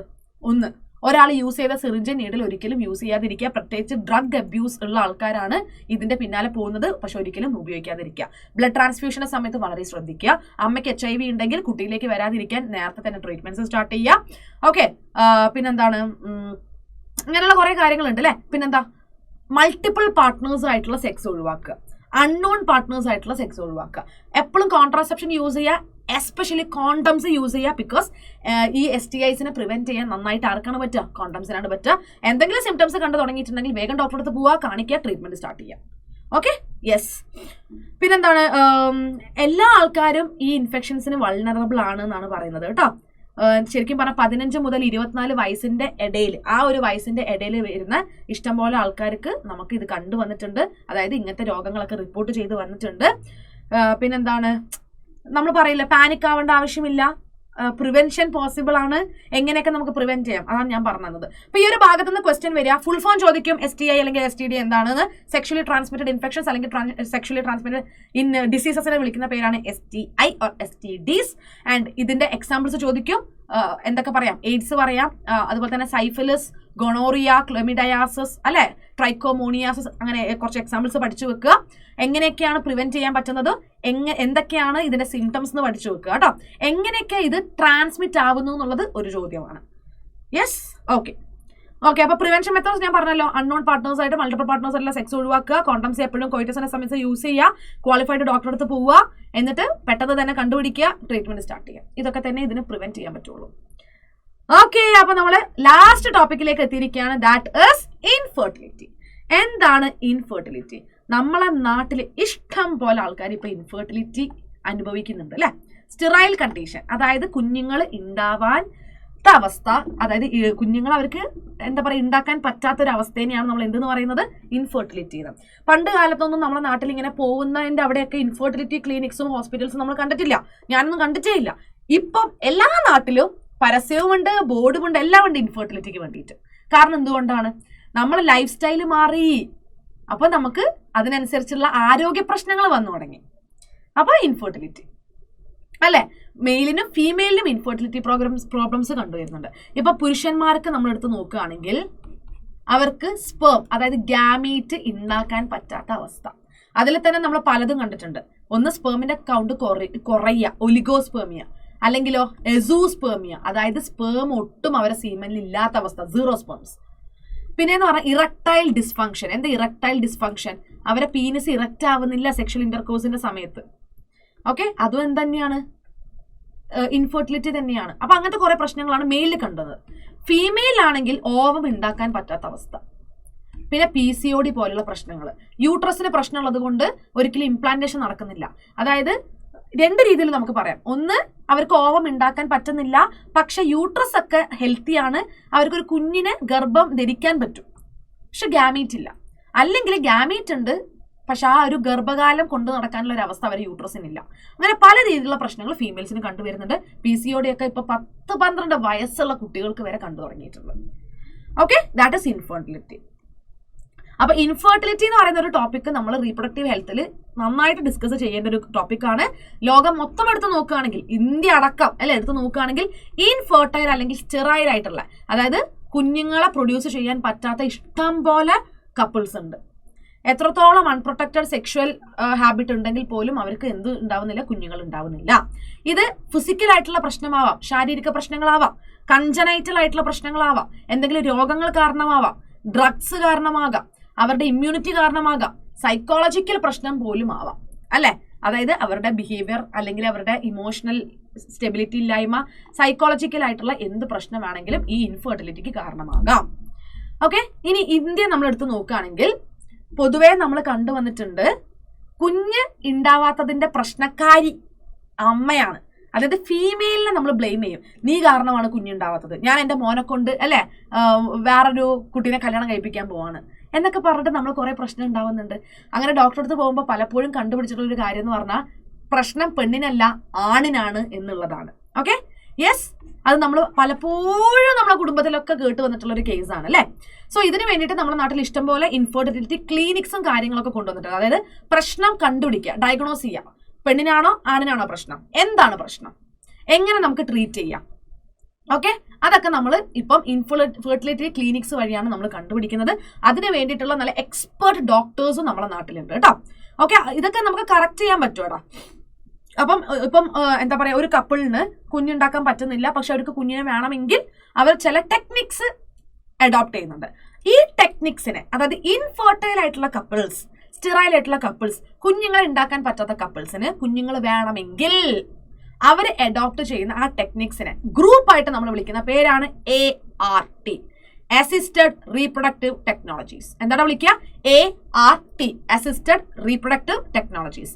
ഈ അസിസ്റ്റഡ് റീപ്രൊഡക്റ്റീവ് ടെക്നോളജീസിനെ, അതായത് ARTനെ നമുക്ക് രണ്ടായിട്ട് ഡിവൈഡ് ചെയ്യാം. ഒന്ന് IVF. എന്താ IVF എന്ന് പറഞ്ഞാൽ? In vitro fertilisation. ഓക്കെ, പിന്നെ ഒന്നെന്താണ്? In vivo fertilisation. ART, assisted reproductive ടെക്നോളജീസിനെ നമുക്ക് രണ്ടായിട്ട് ഡിവൈഡ് ചെയ്യാം. ഒന്ന് IVF, ഇൻ വിട്രോ ഫെർട്ടിലൈസേഷനും, പിന്നെ ഒന്ന് ഇൻ വൈവോ ഫെർട്ടിലൈസേഷനും. ഓക്കെ, എന്താ ഇൻ വിട്രോ ഫെർട്ടിലൈസേഷൻ എന്ന് പറഞ്ഞാൽ? ഫെർട്ടിലൈസേഷൻ നടക്കുന്നത് ഔട്ട്സൈഡ് ദ ബോഡി, ശരീരത്തിന്റെ പുറത്ത് വെച്ചിട്ട് എഗ്ഗും സ്പേമും നമ്മൾ ഫെർട്ടിലൈസ് ചെയ്യുന്നു, സൈഗോട്ട് ഉണ്ടാക്കുന്നു. അതാണ് in vitro fertilisation. Fertilisation takes place outside the body. In vivo fertilisation എന്ന് പറഞ്ഞാലോ, ഇവിടെ സ്പേമും ഗാമീറ്റും നമ്മൾ ട്രാൻസ്ഫർ ചെയ്ത് കൊടുക്കും. എവിടേക്കാണ്? റീപ്രൊഡക്റ്റീവ് ട്രാക്റ്റിന്റെ ഉള്ളിലേക്ക്. എന്നിട്ട് അതിന്റെ അകത്ത് വെച്ചിട്ട് എന്ത് സംഭവിക്കും? സ്പേമും അതുപോലെ തന്നെ ഓവവും ഫെർട്ടിലൈസ് ചെയ്യുന്നു. സൈഗോട്ട് ഉണ്ടാവുന്നത് ആ ഒരു ഫീമെയിൽ ബോഡിയുടെ അകത്ത് വെച്ചിട്ടാണ്. അതാണ് in vivo fertilisation. Okay, set ആയാലോ? എടാ മക്കളെ, പറഞ്ഞു തരുന്നതിന്റെ മുന്നേ മാം ഒരൊറ്റ കാര്യം നോക്കിക്കോട്ടെ കേട്ടോ. Yes, okay. ഫസ്റ്റ് നമുക്ക് ഇൻ വിട്രോ ഫെർട്ടിലൈസേഷൻ നോക്കാം. ഇൻ വിട്രോ ഫെർട്ടിലൈസേഷൻ നമുക്ക് വീണ്ടും രണ്ടായിട്ട് ഡിവൈഡ് ചെയ്യാം കേട്ടോ. എത്രയായിട്ട് ഡിവൈഡ് ചെയ്യാം? രണ്ടായിട്ട്. ഒന്ന് ക്ലാസിക് ഇൻ വിട്രോ ഫെർട്ടിലൈസേഷൻ, അതായത് ക്ലാസിക് IVFഉം, പിന്നെ ഒന്നെന്ന് പറയുന്നത് സ്പെഷ്യൽ IVFഉം ആണ്. ഓക്കെ, എന്താണ്? ഒന്ന് ക്ലാസിക് IVFഉം മറ്റൊന്ന് സ്പെഷ്യൽ IVFഉം. ഓക്കെ, ക്ലാസിക് IVFൽ നമ്മൾ എന്താ ചെയ്യാന്ന് വെച്ചാൽ, സ്പേം കളക്ട് ചെയ്യും, ഓവം കളക്ട് ചെയ്യും, എന്നിട്ട് ലബോറട്ടറിയിൽ വെച്ചിട്ട് നമ്മൾ സ്പേമും ഓവവും ഫെർട്ടിലൈസ് ചെയ്യിക്കും. അങ്ങനെ സൈഗോട്ട് ഉണ്ടാവും. അപ്പൊ ലാബിൽ വെച്ചിട്ടാണ് ഇവിടെ എന്തുണ്ടാവുന്നത്? സൈഗോട്ട് ഉണ്ടാവുന്നത് അല്ലെ. അതാണ് ക്ലാസിക് IVF. ഈ സൈഗോട്ടിനെ നമ്മൾ, അതായത് സൈഗോട്ട് ഡിവൈഡ് ചെയ്തിട്ട് ഒരു കുഞ്ഞ് എംബ്രിയോ ആവുമല്ലോ, ആ എംബ്രിയോനെ നമ്മൾ ഫീമെയിൽ റീപ്രൊഡക്റ്റീവ് ട്രാക്റ്റിലേക്ക് ട്രാൻസ്ഫർ ചെയ്ത് കൊടുക്കും. അതായത് എംബ്രിയോ ട്രാൻസ്ഫർ നടത്തും. ഓക്കെ, സ്പെഷ്യൽ IVF എന്ന് പറഞ്ഞാൽ അങ്ങനെയല്ല. സ്പെഷ്യൽ IVFൽ വരുന്നതാണ് ICSI, intra cytoplasmic sperm injection. എന്താ സംഭവം? ഇൻട്രാ സൈറ്റോപ്ലാസ്മിക് സ്പേം ഇഞ്ചക്ഷൻ എന്ന് പറഞ്ഞാൽ, അതായത് നമ്മൾ മെയിൽ പാർട്ട്ണറിൽ നിന്ന്, അതായത് പുരുഷനിൽ നിന്ന് ഒരു ഹെൽത്തി സ്പേമിനെ നമ്മളൊരു പിപ്പറ്റ് യൂസ് ചെയ്ത് കളക്ട് ചെയ്യും. ഇതാണ് പിപ്പറ്റ് എന്ന് വിചാരിക്കുക. ആ പിപ്പറ്റിലേക്ക് നമ്മൾ ഈ ഒരൊറ്റ സ്പേമിനെ കളക്ട് ചെയ്തിട്ട് എഗ്ഗിന്റെ സൈറ്റോപ്ലാസത്തിലേക്ക് നമ്മൾ ഈ സ്പേമിനെ ഇൻജെക്ട് ചെയ്ത് കൊടുക്കും. അതാണ് സ്പെഷ്യൽ IVF. ഇതാണ് ഇൻട്രാ സൈറ്റോപ്ലാസ്മിക് സ്പേം ഇഞ്ചക്ഷൻ എന്ന് പറയുന്നത്. അങ്ങനെ ആ ഒരു സ്പേമിനെ നമ്മൾ എഗ്ഗിന്റെ സൈറ്റോപ്ലാസത്തിലേക്ക് നമ്മൾ ഇൻട്രൊഡ്യൂസ് ചെയ്യുന്നു, അവർ രണ്ടുപേരും ഫ്യൂസ് ചെയ്യുന്നു, സൈഗോട്ട് ഉണ്ടാവുന്നു, കുഞ്ഞ് എംബ്രിയോ ഉണ്ടാവുന്നു ആൻഡ് എംബ്രിയോ ട്രാൻസ്ഫർ. അതായത് എന്നിട്ടുള്ള എംബ്രിയോനെ നമ്മൾ ഫീമെയിൽ റീപ്രൊഡക്റ്റീവ് ട്രാക്റ്റിലേക്ക് ട്രാൻസ്ഫർ ചെയ്ത് കൊടുക്കും. ഓക്കെ, ആൻഡ് ഇത് 2 ടൈപ്പ് ഉണ്ട്. നിങ്ങൾക്ക് അറിയാലോ, എഗ്ഗും സ്പേമും ഫെർട്ടിലൈസ് ചെയ്തിട്ട് ഫസ്റ്റ് ഉണ്ടാവുന്നത് സൈഗോട്ടാണ്. സൈഗോട്ട് ഒരൊറ്റ സെല്ലുള്ള സൈഗോട്ടാ. സൈഗോട്ടിന് ക്ലീവേജ് നടക്കും. ക്ലീവേജ് നടന്നിട്ട് ഡിവൈഡ് ചെയ്ത് തുടങ്ങും. ബ്ലാസ്റ്റോമിയേഴ്സ് ഉണ്ടാവും. ആദ്യം 2 സെല്ല്, പിന്നെ 4 ബ്ലാസ്റ്റോമിയേഴ്സ്, പിന്നെ 8, 16, 32 ഇങ്ങനെയാണ് ഉണ്ടാവുക അല്ലെ. ഇതില് 8 ബ്ലാസ്റ്റോമിയേഴ്സ് ഉള്ള കുഞ്ഞ് എംബ്രിയോനെ നമ്മൾ ഫീമെയിലിന്റെ റീപ്രൊഡക്റ്റീവ് ട്രാക്റ്റിലേക്ക് ട്രാൻസ്ഫർ ചെയ്ത് കൊടുക്കും. ഓക്കെ, അതിനെ വിളിക്കുന്ന പേരാണ് സൈഗോട്ട് ഇൻട്രാ ഫെലോപ്പിയൻ ട്രാൻസ്ഫർ, അതായത് സിഫ്റ്റ്. അതായത് 8 ബ്ലാസ്റ്റോമിയേഴ്സ് ഉള്ള ആ കുഞ്ഞു എംബ്രിയോനെ നമ്മൾ എന്ത് ചെയ്യും? ഫീമെയിലിന്റെ ആ ഒരു ഫെലോപ്പിയൻ ട്യൂബിലേക്ക് ട്രാൻസ്ഫർ ചെയ്ത് കൊടുക്കും. അതാണ് zygote intra fallopian transfer. Okay, and ബാക്കി ഡിവിഷനും ബാക്കി പ്രഗ്നൻസിയും ഒക്കെ നോർമൽ ആയിട്ട് ഫീമെയിലിന്റെ യൂട്രസിൽ നടക്കും. Normal pregnancy and delivery. ഇതാണ് ഒന്ന്. രണ്ടാമത്തതെന്ന് പറഞ്ഞാൽ 8ൽ കൂടുതൽ ബ്ലാസ്റ്റോമിയേഴ്സ് ഉള്ള എംബ്രിയോനെ, അതായത് മോർ ദാൻ 8 ബ്ലാസ്റ്റോമിയേഴ്സ് കേട്ടോ, 8ൽ കൂടുതൽ ബ്ലാസ്റ്റോമിയേഴ്സ് ഉള്ള നന്നായിട്ട് ഡിവൈഡ് ചെയ്ത ആ ഒരു എംബ്രിയോനെ നമ്മൾ യൂട്രസിലേക്ക് ട്രാൻസ്ഫർ ചെയ്ത് കൊടുക്കും. നേരെ നമ്മൾ എങ്ങോട്ടേക്കാണ് ട്രാൻസ്ഫർ ചെയ്ത് കൊടുക്കുക? യൂട്രസിലേക്ക് നമ്മൾ ട്രാൻസ്ഫർ ചെയ്ത് കൊടുക്കും. ഇതാണ് ഇൻട്രാ യൂട്രൈൻ ട്രാൻസ്ഫർ, IUI. എന്താണ് അവിടെ വിളിക്കുക? Intra uterine transfer. Yes, IUI. Sorry, IUI അല്ലടാ, IUT. എന്താ വിളിക്കുന്നത്? IUT, ഇൻട്രാ യൂട്രൈൻ ട്രാൻസ്ഫർ അല്ലേ, ഇൻസെമിനേഷൻ അല്ലല്ലോ. IUT, intrauterine transfer. Set ആയല്ലോ? യെസ്. അപ്പൊ ഇതാണ് നമ്മുടെ ഇൻവിട്രോ ഫെർട്ടിലൈസേഷൻ. അപ്പൊ ഇൻവിട്രോ ഫെർട്ടിലൈസേഷൻ എന്ന് പറഞ്ഞാൽ എന്താ? It takes place outside the female body. Okay, അതായത് ലാബിൽ വെച്ചിട്ട് സ്പേമും ഓവും ഫ്യൂസ് ചെയ്യുന്നു, സൈഗോട്ട് ഉണ്ടാവും. പിന്നെ ആ സൈഗോട്ടിനെ നമ്മൾ എന്ത് ചെയ്യും? ട്രാൻസ്ഫർ ചെയ്ത് കൊടുക്കും to the female reproductive tract, ഒന്നുകിൽ ഫെലോപ്പിയൻ ട്യൂബ് അല്ലെങ്കിൽ യൂട്രസ്. ഓക്കെ, ഇത് 2 ടൈപ്പ്, ക്ലാസിക് IVFും സ്പെഷ്യൽ IVFും. ക്ലാസിക് IVF എന്ന് പറയുമ്പോൾ നമ്മൾ ലാബിൽ വെച്ചിട്ട് സ്പേമും എഗ്ഗും ഫ്യൂസ് ചെയ്യുന്നു, സൈഗോട്ടിനെ നമ്മൾ എന്ത് ചെയ്യുന്നു? ട്രാൻസ്ഫർ ചെയ്ത് കൊടുക്കുന്നു, അതായത് എംബ്രിയോ ട്രാൻസ്ഫർ ചെയ്ത് കൊടുക്കുന്നു. 2 രീതിയിലാണ് എംബ്രിയോ ട്രാൻസ്ഫർ നടത്തുക. ഒന്ന് 8 ബ്ലാസ്റ്റോമിയേഴ്സ് ഉള്ളതാണെങ്കിൽ നേരെ ഫെലോപ്പിയൻ ട്യൂബിലേക്ക്, അതാണ് സിഫ്റ്റ്. പിന്നെ മോർ ദാൻ 8 ബ്ലാസ്റ്റോമിയേഴ്സ് ആണെങ്കിൽ നേരെ യൂട്രസിലേക്ക്, അതാണ് IUT, ഇൻട്രാ യൂട്രൈൻ ട്രാൻസ്ഫർ. പിന്നെ സ്പെഷ്യൽ IVF എന്ന് പറഞ്ഞാൽ ICSI ആണ്, ഇൻട്രാ സൈറ്റോപ്ലാസ്മിക് സ്പെർം ഇഞ്ചക്ഷൻ. ഒരു ഹെൽത്തി സ്പെർമിനെ മൈക്രോപിപ്പറ്റിലൂടെ എടുത്തിട്ട് നമ്മൾ എന്താ ചെയ്യുക? എഗ്ഗിനെ സൈറ്റോപ്ലാസത്തിലേക്ക് നമ്മൾ ഇഞ്ചക്ട് ചെയ്യും, അവിടെ വെച്ചിട്ട് ഫ്യൂഷൻ നടക്കുന്നു ആൻഡ് സൈഗോട്ട് ഉണ്ടാവുന്നു. ആ സൈഗോട്ടിനെ പിന്നെ നമ്മൾ എന്ത് ചെയ്യും? എംബ്രിയോ ട്രാൻസ്ഫർ നടത്തും. സെറ്റ് ആയല്ലോ? ഇനിയാണ് നമ്മുടെ ഇൻ വൈവോ ഫെർട്ടിലൈസേഷൻ. എന്താണ് ഇൻ വൈവോ ഫെർട്ടിലൈസേഷൻ? അപ്പൊ ഞാനിത് റബ്ബ് ചെയ്യുന്നുണ്ട്, നിങ്ങൾ ഇത് നോട്ട് ചെയ്തിട്ടുണ്ടാവും എന്ന് വിചാരിക്കുന്നു. നമുക്ക് അടുത്തത് ഇൻ വൈവോ ഫെർട്ടിലൈസേഷൻ നോക്കാം. ഇൻവൈവോ ഫെർട്ടിലൈസേഷൻ എന്ന് പറഞ്ഞാൽ ഞാൻ എന്താ പറഞ്ഞത്? അതായത് ഗാമീറ്റിനെയാണ് നമ്മൾ ട്രാൻസ്ഫർ ചെയ്ത് കൊടുക്കുക, സ്പെർമിനെയോ ഓവത്തിനെയോ നമ്മൾ ട്രാൻസ്ഫർ ചെയ്ത് കൊടുക്കും. ആൻഡ് ഫെർട്ടിലൈസേഷൻ നടക്കുന്നത്, സൈഗോട്ട് ഉണ്ടാവുന്നതെല്ലാം ബോഡിയുടെ അകത്ത് വെച്ചിട്ടാണ്, ഫീമെയിൽ ബോഡിയുടെ അകത്ത് വെച്ചിട്ടാണ്. Okay, yes. So gamete transfer ആണ് ഇവിടെ നടക്കുന്നത്. ഇത് 2 ടൈപ്പ് ഉണ്ട്, അതായത് ഫീമെയിലും ഉണ്ട് മെയിലും ഉണ്ട്. ഫീമെയിലും ഉണ്ട് മെയിലും ഉണ്ട്. ഫീമെയില് ഫെലോപ്പിയൻ ട്യൂബിലേക്ക് നമ്മൾ ഗാമീറ്റിന് ട്രാൻസ്ഫർ ചെയ്യും. ഓക്കെ, അതിനെ വിളിക്കുന്ന പേരാണ് ജിഫ്റ്റ്, ഗാമീറ്റ് ഇൻട്രാ ഫെലോപ്പിയൻ ട്രാൻസ്ഫർ. എന്താണ് ജിഫ്റ്റ്? ഗാമീറ്റ് ഇൻട്രാ ഫെലോപ്പിയൻ ട്രാൻസ്ഫർ എന്ന് പറഞ്ഞാൽ എന്താണ് മക്കളെ? അതായത് ഇപ്പൊ ഒരു സ്ത്രീക്ക് ഓവം ഉണ്ടാവുന്നില്ല, അവർക്ക് എഗ്ഗിനെ പ്രൊഡ്യൂസ് ചെയ്യാൻ പറ്റുന്നില്ല. ഓക്കെ, അവർക്ക് എന്തുണ്ടാവുന്നില്ല? ഓവം ഉണ്ടാവുന്നില്ല, എഗ്ഗിനെ പ്രൊഡ്യൂസ് ചെയ്യാൻ പറ്റുന്നില്ല. അങ്ങനെയാണെങ്കിൽ അവർ ഒരു ഹെൽത്തി ഡോണറിൽ നിന്ന് ഓവം കളക്ട് ചെയ്യും, എന്നിട്ട് ആ ഓവത്തിനെ നമ്മൾ നേരെ ഫെലോപ്പിയൻ ട്യൂബിലേക്ക് ട്രാൻസ്ഫർ ചെയ്ത് കൊടുക്കും. ഓക്കെ, അതാണ് ജിഫ്റ്റ്. ഇനി അതല്ല എങ്കിൽ നമ്മൾ 2 പാർട്ട്നേഴ്സിൽ നിന്നും ഓവവും കളക്ട് ചെയ്യും, സ്പേമും കളക്ട് ചെയ്യും, അതിനെ 2നെയും സൈമൾട്ടേനിയസ് ആയിട്ട് നമ്മൾ ഫെലോപ്പിയൻ ട്യൂബിലേക്ക് ട്രാൻസ്ഫർ ചെയ്ത് കൊടുക്കും. ഓക്കെ, അപ്പോൾ ഗാമീറ്റിനെ നമ്മൾ ട്രാൻസ്ഫർ ചെയ്ത് കഴിഞ്ഞു, 2 ട്രാൻസ്ഫർ ചെയ്ത് കഴിഞ്ഞു.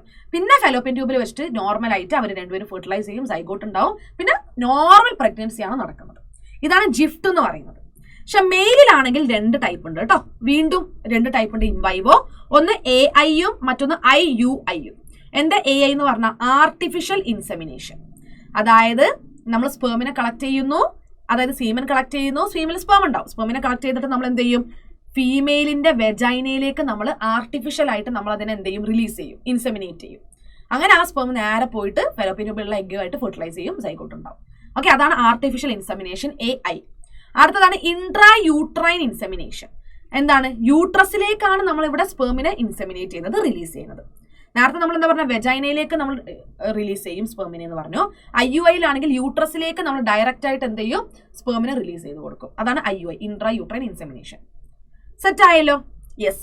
അപ്പൊ ഇൻവൈവോ ഫെർട്ടിലൈസേഷൻ എന്ന് പറയുമ്പോൾ fertilisation takes place inside the female body. അതിൽ ഗാമീറ്റ് ട്രാൻസ്ഫർ ആണ് വരുന്നത്. ഫീമെയിൽ ജിഫ്റ്റ്, മെയിലാണെങ്കിൽ AI-യും IUI-യും. ഓക്കെ, ഇനി നമുക്ക് ടെക്സ്റ്റ് ബുക്കിലേക്ക് വരാം അല്ലെ. ഇത്രയും നമുക്ക് ശരിക്കും ഇതിൽ പഠിക്കാനുള്ളതാ. സിമ്പിൾ ആയിട്ട് ഫുൾ ഞാൻ നിങ്ങൾക്ക് പറഞ്ഞു തന്നു. Okay, so in vitro fertilisation IVF എന്ന് വെച്ചാൽ എന്തായിരുന്നു? Fertilisation takes place outside the female body അല്ലെ.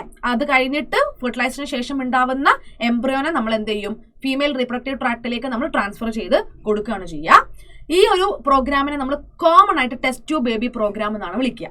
അതായത് വൈഫിൽ നിന്ന് ഓവം കളക്ട് ചെയ്യും, അല്ലെങ്കിൽ ഏതെങ്കിലും ഫീമെയിൽ ഡോണറിൽ നിന്ന് ഓവം കളക്ട് ചെയ്യും, ആൻഡ് ഹസ്ബൻഡിൽ നിന്ന് അല്ലെങ്കിൽ മെയിൽ ഡോണറിൽ നിന്ന് നമ്മൾ സ്പെർമ കളക്ട് ചെയ്യും.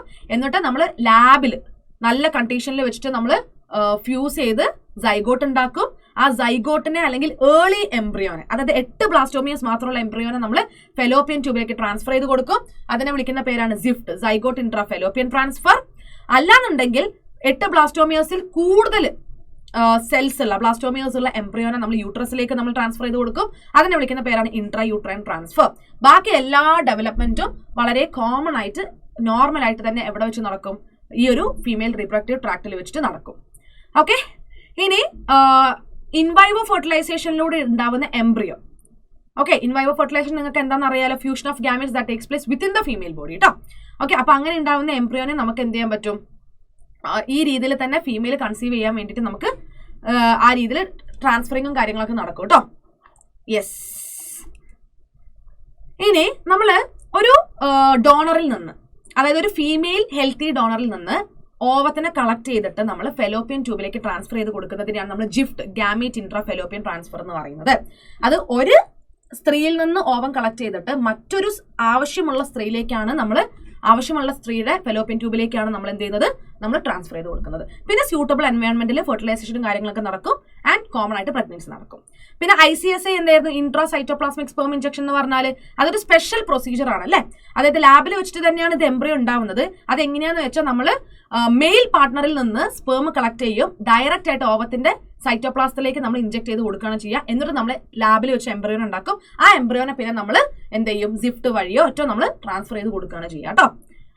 ഓക്കെ, സോ ഇൻഫെർട്ടിലിറ്റി കേസസ് നമ്മൾ പറയുകയാണെങ്കിൽ ഇപ്പം പല രീതിയിലാവാൻ ഞാൻ പറഞ്ഞു. അതായത് ഇപ്പം മെയിൽ പാർട്ട്ണറിനെ എടുത്ത് നോക്കുകയാണെങ്കിൽ അവർക്ക് ചിലപ്പം ഗാമീറ്റ് ഉണ്ടാവുന്നുണ്ട്, സ്പേം ഉണ്ടാവുന്നുണ്ട്, പക്ഷെ സ്പേമിന് അവർക്ക് ഫീമെയിൽ ബോഡിയിലേക്ക് റിലീസ് ചെയ്യാൻ, ഇൻസെമിനേറ്റ് ചെയ്യാൻ പറ്റുന്നില്ല. അല്ലെങ്കിൽ ചിലപ്പോൾ അവർക്ക് സ്പേമിന്റെ കൗണ്ട് വളരെ കുറവായിരിക്കും. ഇതെല്ലാം മെയിൽ പാർട്ട്നേഴ്സിന് വരുന്ന പ്രശ്നമാണ്, അവരുടെയൊക്കെ ഇൻഫെർട്ടിലിറ്റി പ്രശ്നങ്ങളാണ്. ഇതൊക്കെ നമ്മൾ എങ്ങനെ കറക്റ്റ് ചെയ്യുന്ന വെച്ചാൽ AI, ആർട്ടിഫിഷ്യൽ ഇൻസെമിനേഷൻ എന്ന് പറയുന്ന ടെക്നിക്കിലൂടെയാണ് നമ്മൾ ഇതെല്ലാം കറക്റ്റ് ചെയ്യുന്നത്.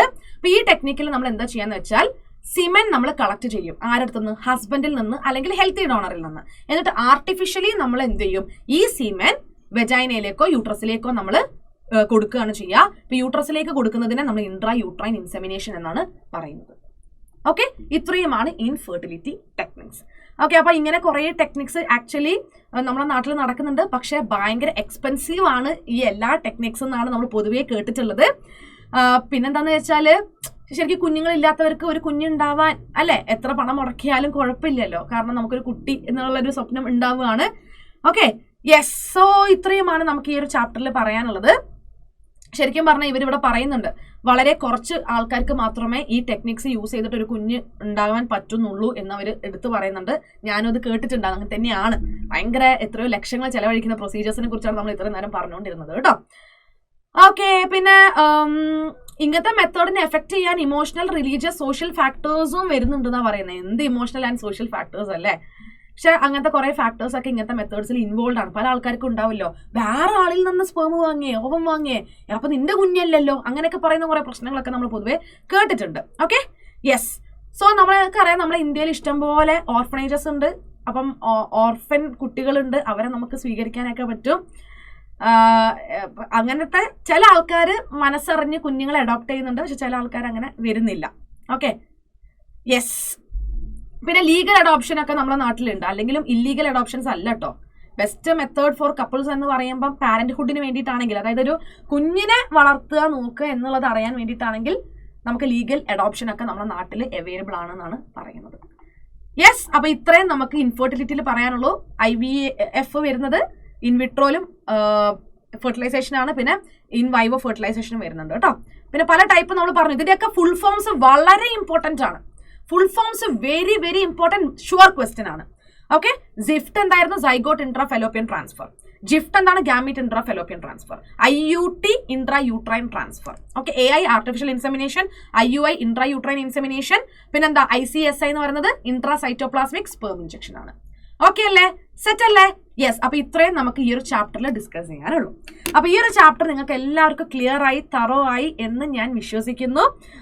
അപ്പോടെ മക്കളെ, അതായത് നിങ്ങൾക്ക് അറിയാലോ, എന്തെങ്കിലും ഡൗട്ടും കാര്യങ്ങളൊക്കെ ഉണ്ടെങ്കിൽ നിങ്ങൾ കമന്റ് ചെയ്താൽ മതി. നമ്മൾ ഇനി എന്തായാലും ഫസ്റ്റ് ചാപ്റ്റർ മുതൽ റിവൈസ് ചെയ്ത് തുടങ്ങും ഫോർ അവർ ബോർഡ് എക്സാം. അപ്പൊ നമ്മളത് ക്ലിയർ ചെയ്ത് തരുന്നതായിരിക്കും.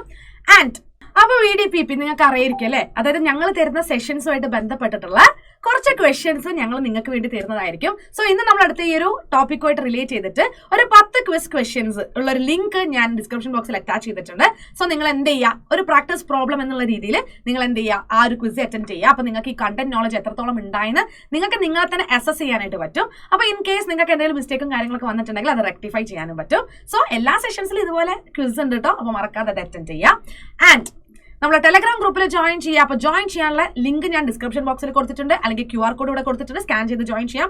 അല്ലെങ്കിൽ നിങ്ങൾ ജസ്റ്റ് ടെലഗ്രാം ഗ്രൂപ്പ് എടുക്കുക, എന്നിട്ട് വേദാന്തു മലയാളം അടിച്ചു കൊടുത്താൽ മതി, നിങ്ങൾക്ക് ഗ്രൂപ്പ് കിട്ടും, ജോയിൻ ചെയ്യാം. അപ്പോൾ എന്തിനാണെന്ന് വെച്ചാൽ നമ്മൾ ഇനി മുതൽ ഡെയിലി ക്വസ്റ്റ്യൻസ്, ക്വിസ്, പിന്നെ ഞങ്ങൾ എടുക്കുന്ന ക്ലാസിന്റെ PDF notes, weekly live sessions, weekly quiz, നിങ്ങൾക്ക് വേണ്ടിയിട്ട് കുറെ അസൈൻമെന്റ്സും അതുപോലെ തന്നെ ലൈവിന്റെ നോട്ടിഫിക്കേഷൻസ്, അപ്ഡേറ്റ്സും കാര്യങ്ങളൊക്കെ നിങ്ങൾക്ക് എവിടെ കിട്ടും? ടെലഗ്രാം ഗ്രൂപ്പിൽ കിട്ടും കേട്ടോ. ഓക്കെ, അപ്പൊ നിങ്ങൾ എന്തായാലും ജോയിൻ ചെയ്യുക. ഇനി ലേറ്റ് ആക്കരുത്.